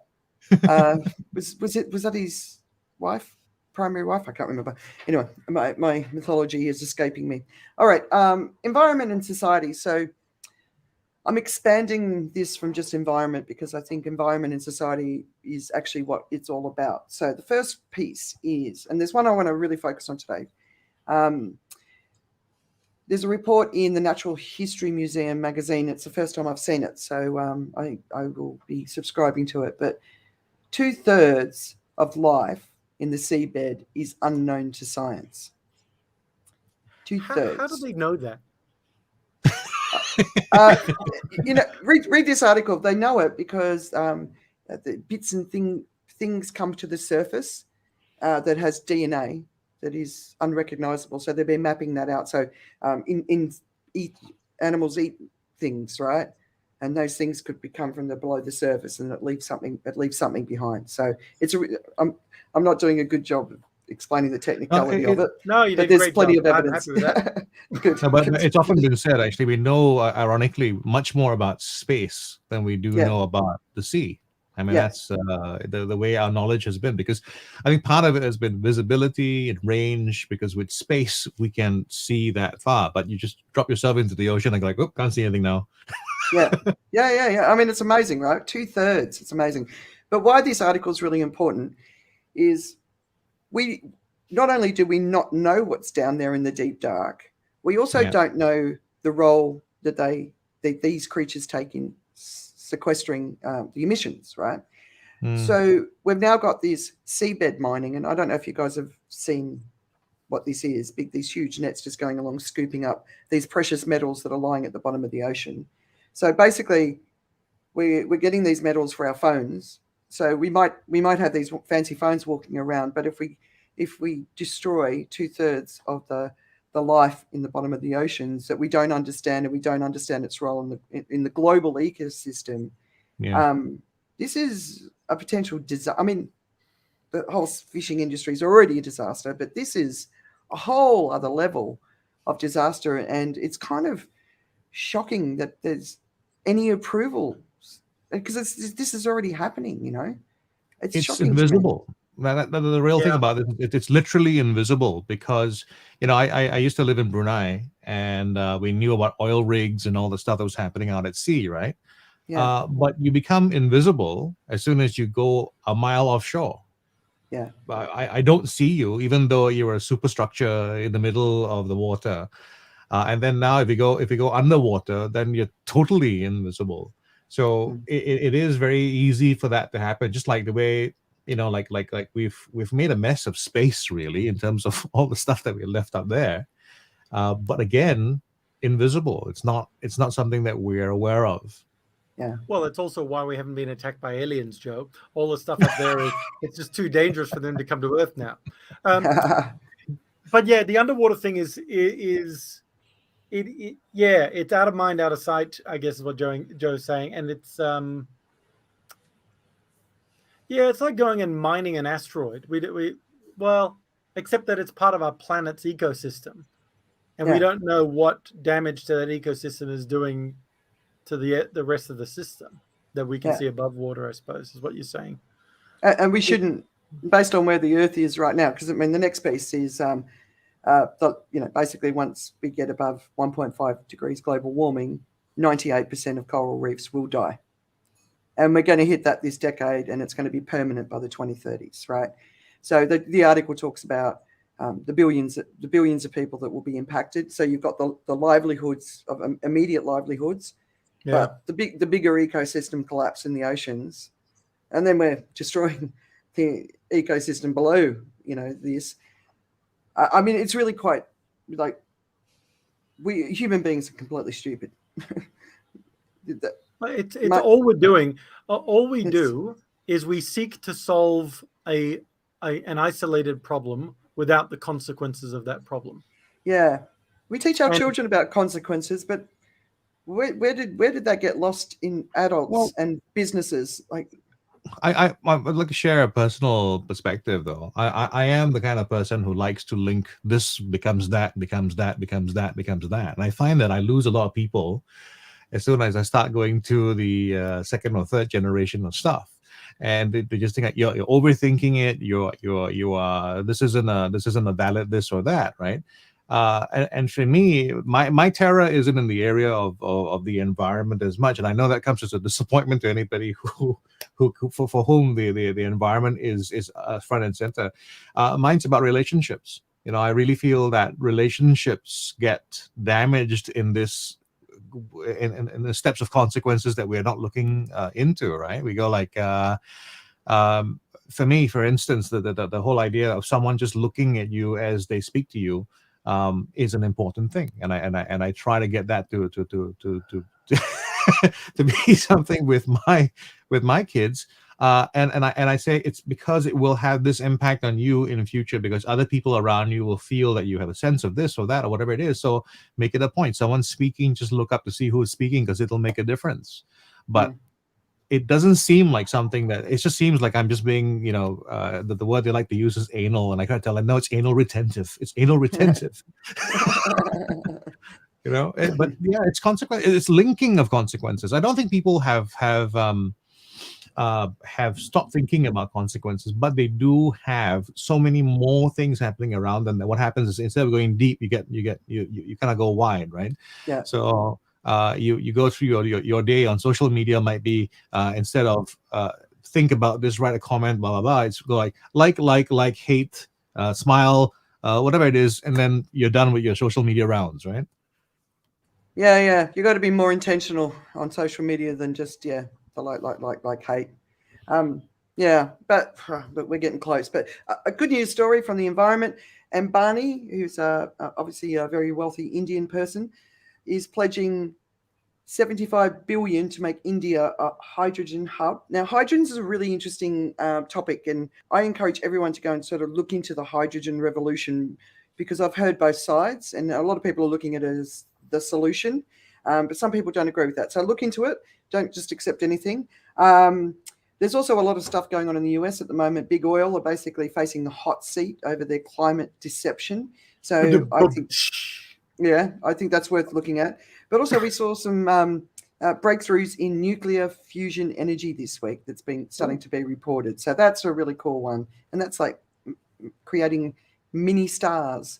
And that potentially could be our future energy. So some cool energy stories. You want to talk about any of them before I talk about the crochet sweater from Target? Well, I again, this is I've been looking around and coming across the web of Steve Pinkett a little bit more recently, and he's being looked upon as the intellectual optimist, right? In the light of all the world coming to an end and terrible things, people do look to him and say, like, well, he's actually he is an optimist, actually, because he says if you sum everything up, you realize that despite what we see as bad happening right now, everything is better than it used to be, and that's ultimately it. So the faith that he has in human ingenuity is what I have as well, and this is where it comes to nuclear energy. I've been a big fan of nuclear energy, but everybody loves the idea of nuclear energy, just not here. Right? And I think something like this is the way human ingenuity seeks to solve the problem. So it goes like, okay, well, if you're not comfortable with that kind of nuclear energy, now this is another way that we can try and solve this problem. What do you think about that, right? So that's it's again, for me, it's one of those things I'll add onto the ledger of there you go, human ingenuity saves the day again, or at least tries to. Yeah. So when did he say everything's been getting better? Do you know? If you look at any of his recent lectures, I can't recall the name of the book that he was promoting, but he basically did research on where we've come from and where we are now, right?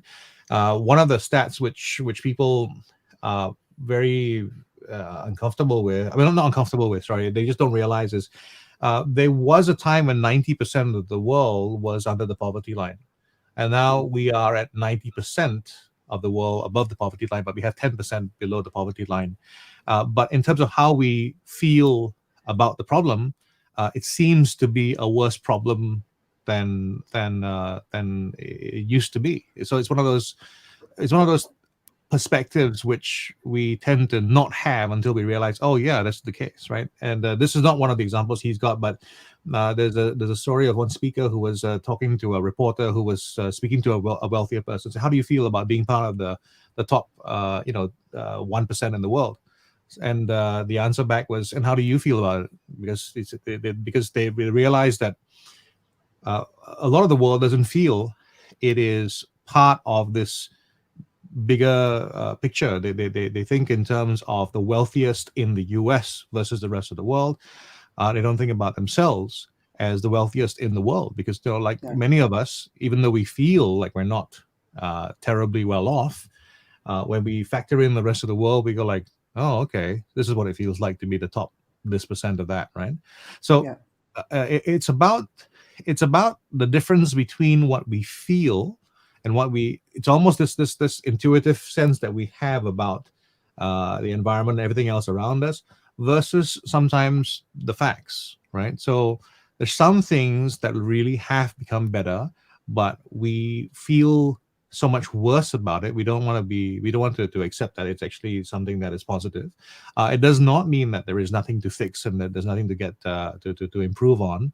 But it also is at least a reason for you to be maybe a little bit more grateful about what's happening around us, where we are right now compared to where we could have been. Yeah. Oh, look, I'm with you. I'm an optimist, and I will die an optimist, believing in the best of us, the best. I expect the best. That's the way I live, right? But the reason I asked you about when he said that was because what was the Swedish data guy that died a few years ago? He was Hans. He was a brilliant guy. He really shared a lot of that sort of data of how we think everything's worse, but it's not. But the last 2 years, everything has gotten worse for a lot of people. We have gone back. Women's equality slipped back by a generation. People in the developing world are, struggling like never before. They're back, so we have slipped backwards in an enormous way in the last couple of years. So we've got to do a lot of work to move forward. So that's why I was asking when, because if he's saying it, Hans Rosling, that's the guy. Yeah, I mean he was brilliant, right? But it has changed. Things have changed in the last couple of years, and it's been rapid and devastating. And the amount of kids out of school and girls, child marriage, all those sort of figures. First thing that happens, right? I mean, I wonder sometimes if things have got better on the metrics that we were looking at, but now we're seeing metrics that we hadn't been seeing. Yeah. So, which is horrifying, but at the same time, there's an opportunity now because we are seeing them to campaign to help them be better. Yeah. So, So Hans's stuff. I mean, but the clear one that has gone backwards is the environment. That's the big clear one. Yeah. And women. Since COVID. Yes. Okay. Yeah, equality, absolutely. Oh, it's been terrible.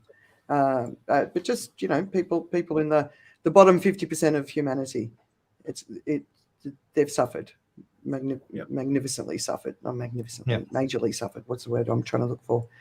But significantly, disproportionately. Yeah, thank you. Sorry, magnificently. Yeah. Right. But okay. So here's an example. So the last sort of topic in this. So there's been so I don't know if you've seen this on Facebook. You'll see these articles where the title says TikTokers list red flags, and then it'll be blah blah blah. And so this one is about a $35 Target crochet sweater, which is horrifyingly unethical, right? So this is a classic fast fashion and supply chain misery story. This is the people that we're talking about in the bottom 50%. So this cardigan top, whatever you want to call it, there is no machine on the planet that can crochet. It can only be handmade, right? And they went out to all the experts in crocheting because there's lots of them around the world. You cannot make an item like this without sacrificing the well-being of people making our clothes. So if you were going to buy this in a store, Singapore, America, it's a minimum item of $250 based on the amount of hours that would be spent to make it. So they estimate minimum 17 hours by hand, right? And so after all bits and pieces, shipping, marketing, all that sort of stuff, they believe that at a minimum, the person who made this was paid. So at a maximum, the person who made this was paid $1.70. And obviously they're not taking into account the physical injuries, the environment where they're making it, the harm to their hands as they're sort of working as quickly as they can. And to me, it's just a classic example of supply chain misery and the people at the end of that line, where we'll go into a shop like Target or H&M or all the fast fashion stores and we'll joyfully go and go, oh my God, I only paid $20 for this amazing T-shirt. Aren't I lucky? And we don't think about the human cost of that. And this is part of the climate crisis, this inequality. But it's also, we've got these dumps all over the world full of these crappy clothes that we buy cheap and then we discard and nobody wants to use them. And they're made, this is actually made of cotton. So that's one good thing about it. But we have to start to take responsibility for what we buy.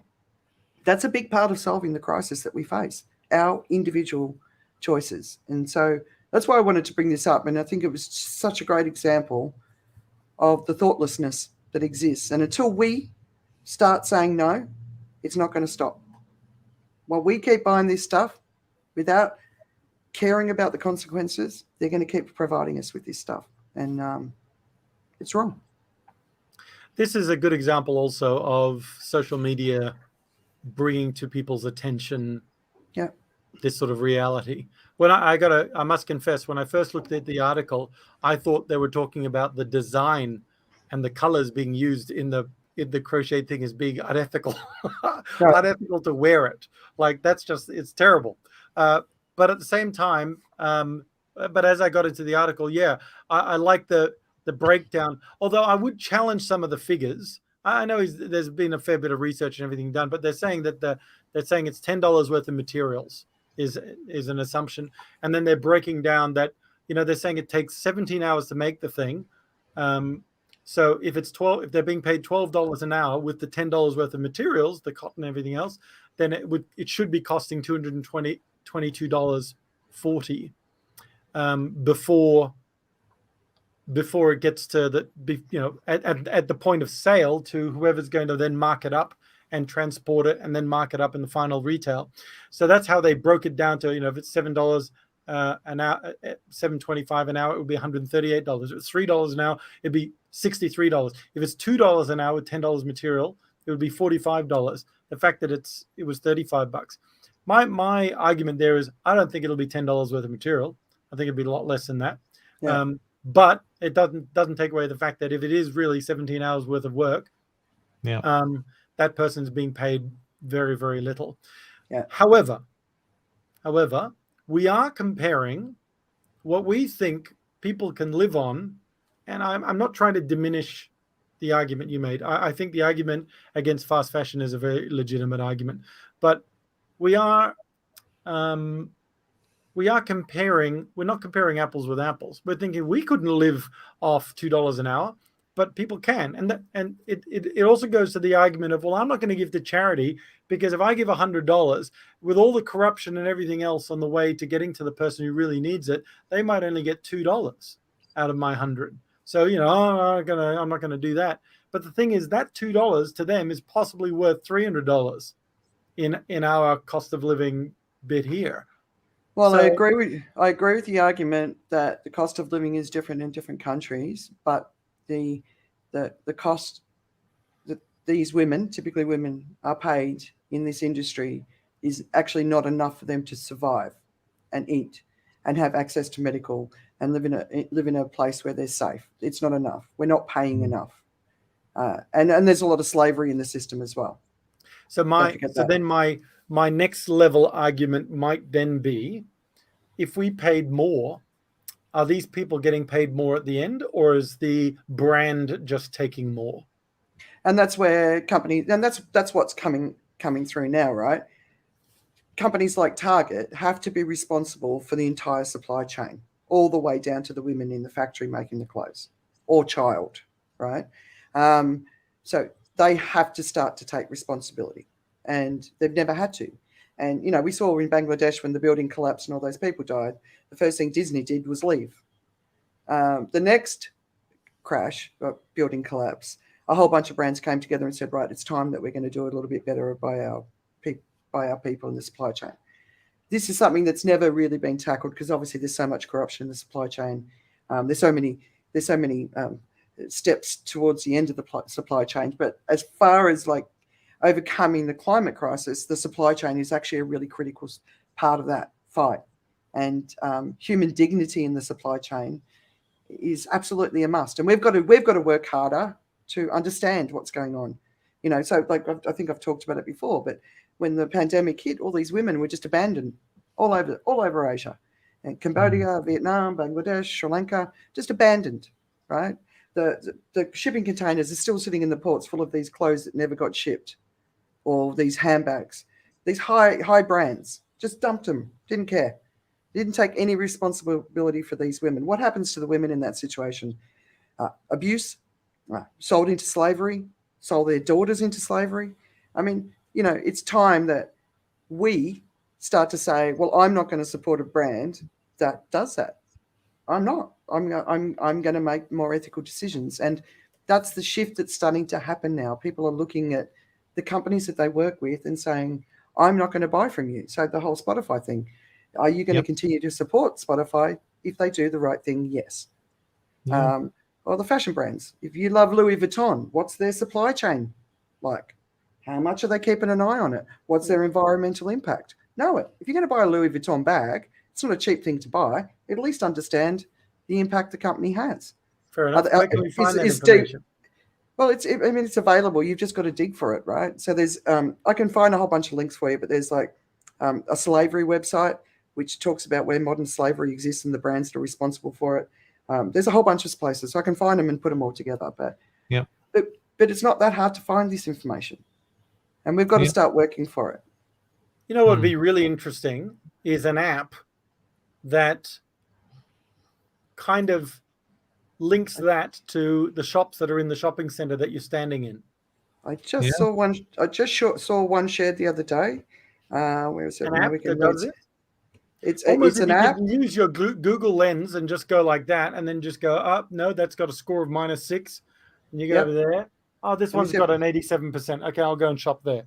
All right, it's called the Beagle Button.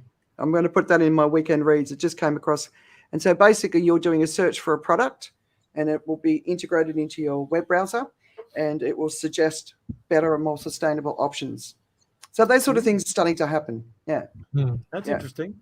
Yeah. Yeah. All right, we're coming up to 2 hours. Do you want to just a couple of really quick things that happened this week, and then we'll wrap it up. So Meta is threatening to close down Facebook and Instagram in Europe, and Europe said, please do. I can confirm that life would be very good without Facebook, and this is obviously all over data transfer rules. But was it spoken in a Swedish accent? Oh, well, that's a good point, right? Please do. No, it was probably Austrian. I think it was French. No.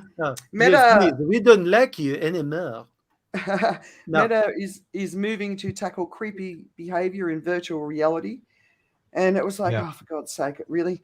Are we still, like, okay, you're betting your entire company's future on this area, and you haven't even got the basics right, like making your customers feel safe. But look at Free Guy. The movie Free Guy, right? That's basically the meta world where people go in there just to blow things up and steal. Yeah. Yeah. Yeah. I don't think it's going to be my future. Anyway, SpaceX have lost 40 satellites because of a geomagnetic storm.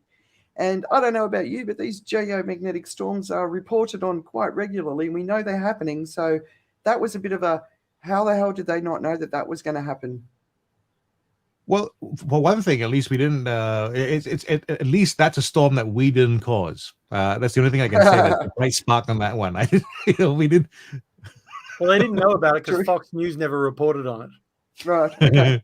I don't know if he's a Fox News kind of person. One fascinating story I really want to encourage everyone to read in Prospect magazine. That's worth subscribing to. You just get a couple of articles a week, and they're always really long form, quite deep, usually sort of UK focused, but Sinn Féin and the regreening of Ireland. Did you guys have a chance to read it? It's a really long one, so you might not have had a chance, but I'm not up to speed on my IRA updates. Yeah, no, it's no. You will be amazed by this piece. So first of all, there's a female leading the political movement. She is regularly compared to Jacinda Ardern in her sort of approach. She's very, very popular.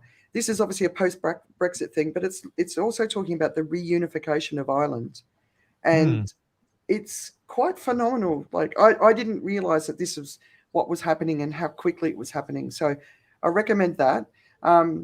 CNN, I think the Hills article's title was "CNN's collapse is now complete." So that's really interesting. And of course, then we saw the Trump ripping up his records and having to rescue boxes of paperwork from Mar-a-Lago this week. And the headline is that the same as Hillary's emails? Lock him up, right?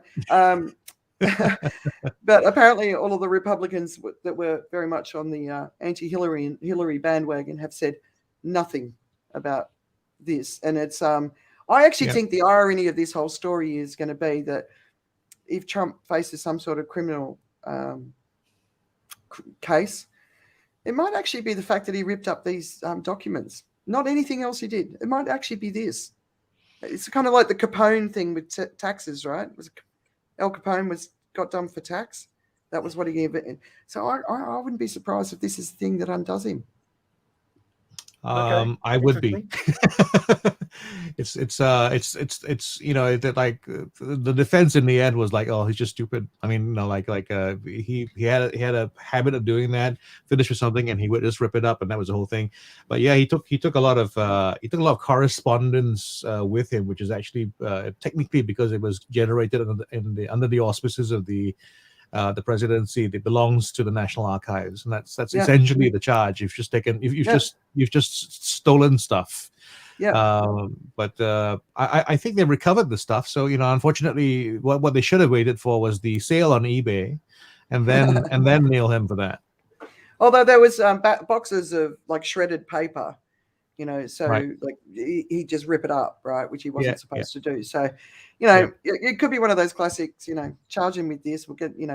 He won't go to jail, but he won't be able to run for president again, because I figured that's kind of the goal, to make sure That's that the main doesn't thing. happen, If right? you can get him on a felony, then he doesn't play that game anymore. Yeah. Yeah.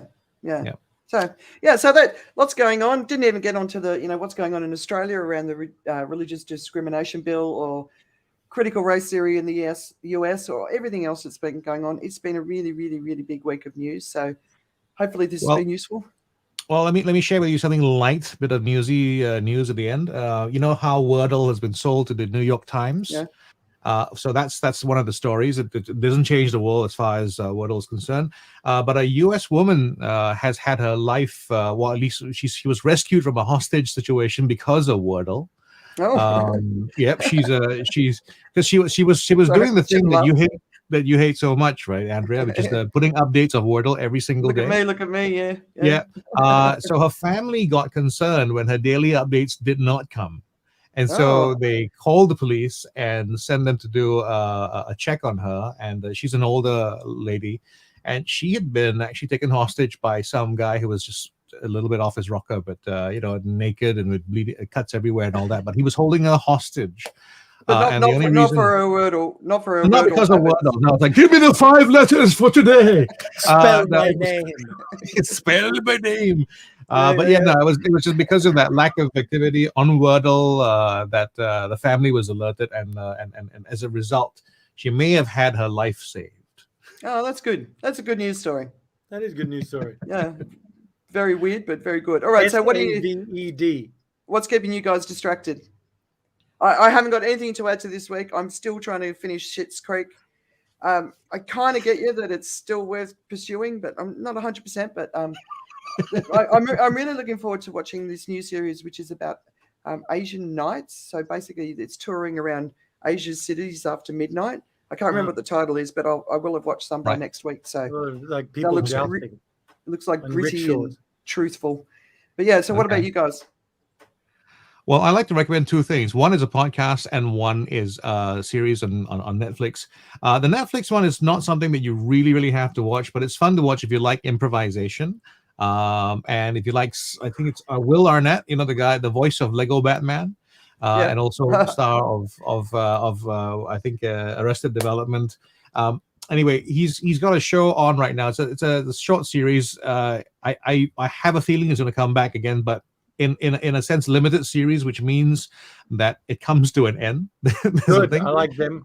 Yep, it's a show that's designed this way. The whole premise is that he plays an investigator who is in New York, I think, and he has to solve cases.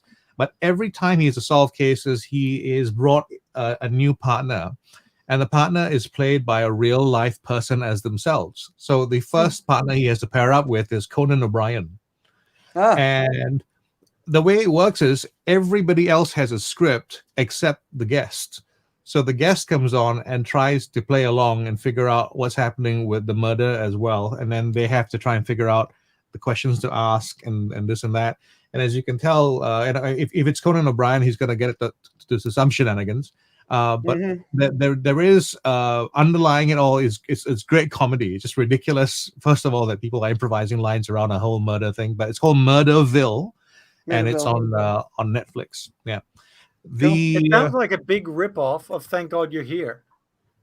It might be. Is that a UK program? It was Australian. Well, I know the Australian one. I don't know if there was another one. Yeah. But it was an Australian one where basically the guest would come into a scene and they wouldn't know why they're dressed as Robin Hood, but they would then walk in and the first line that the whole set would say is, oh, "Thank God you're here. God We you're need here." the thing." And they're like, "Right." And then they Right. finally figured out who they are. And then they sort of interview them afterwards as they fumble their way through the disaster. Everybody else has the script and the plot and they know what's going to happen. So this sounds a little bit different from that, but I know that's based on some British show, which I don't have more details to give you, but Murderville, and the podcast that I would like you to if you can check it out, is from the producers of Serial, so you know it's going to be a long story, but in 8 episodes it tells you the story of the Trojan horse letter or Trojan horse. The exact word is wrong. It's not here, but it's something that began in the UK. It was an unsigned letter. It was the middle. It was the middle pages of a letter that allegedly talked about how there was a Muslim plan to invade the school system and the win the hearts and minds and all that kind of stuff and all that. And it's really a fascinating podcast. So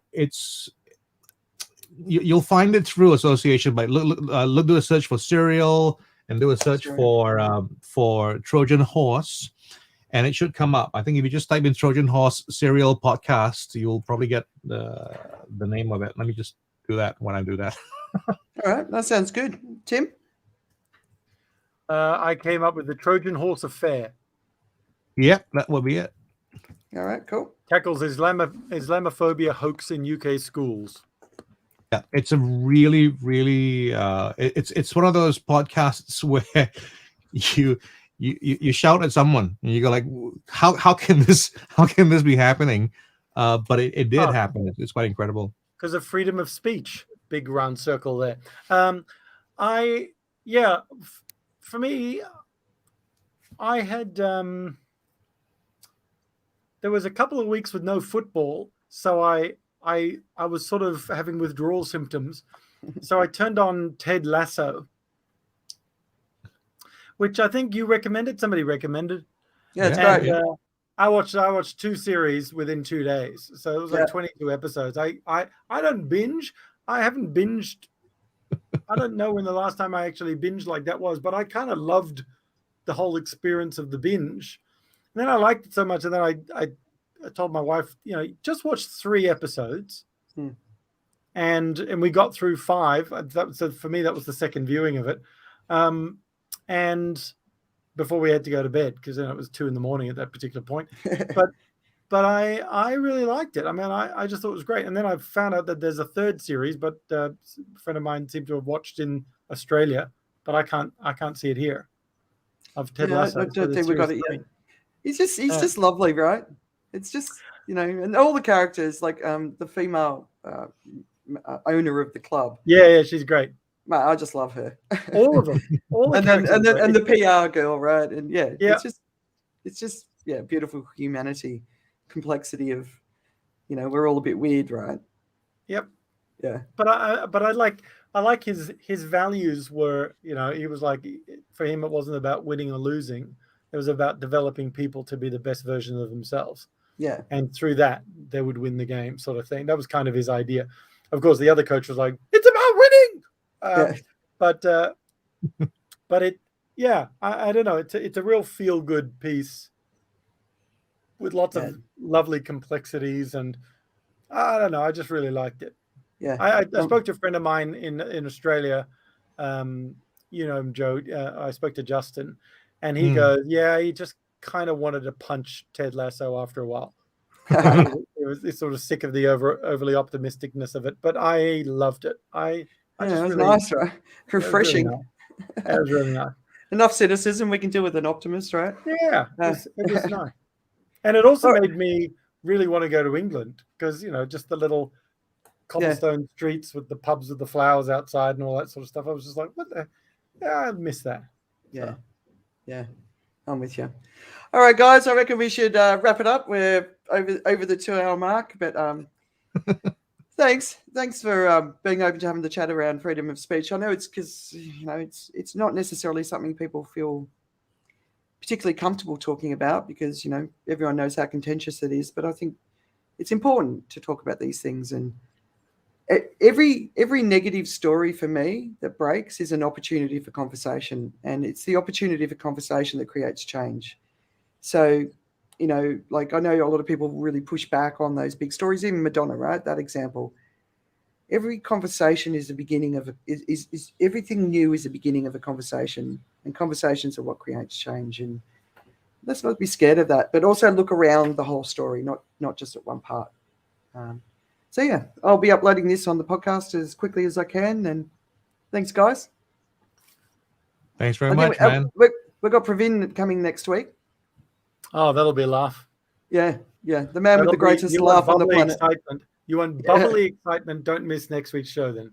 Yeah, no, it'd be awesome. I don't know what our theme is yet. I'll get that nailed down with him soon. But yeah, thanks for tuning in, and we'll see you next week. See ya. Bye-bye. See you, everyone.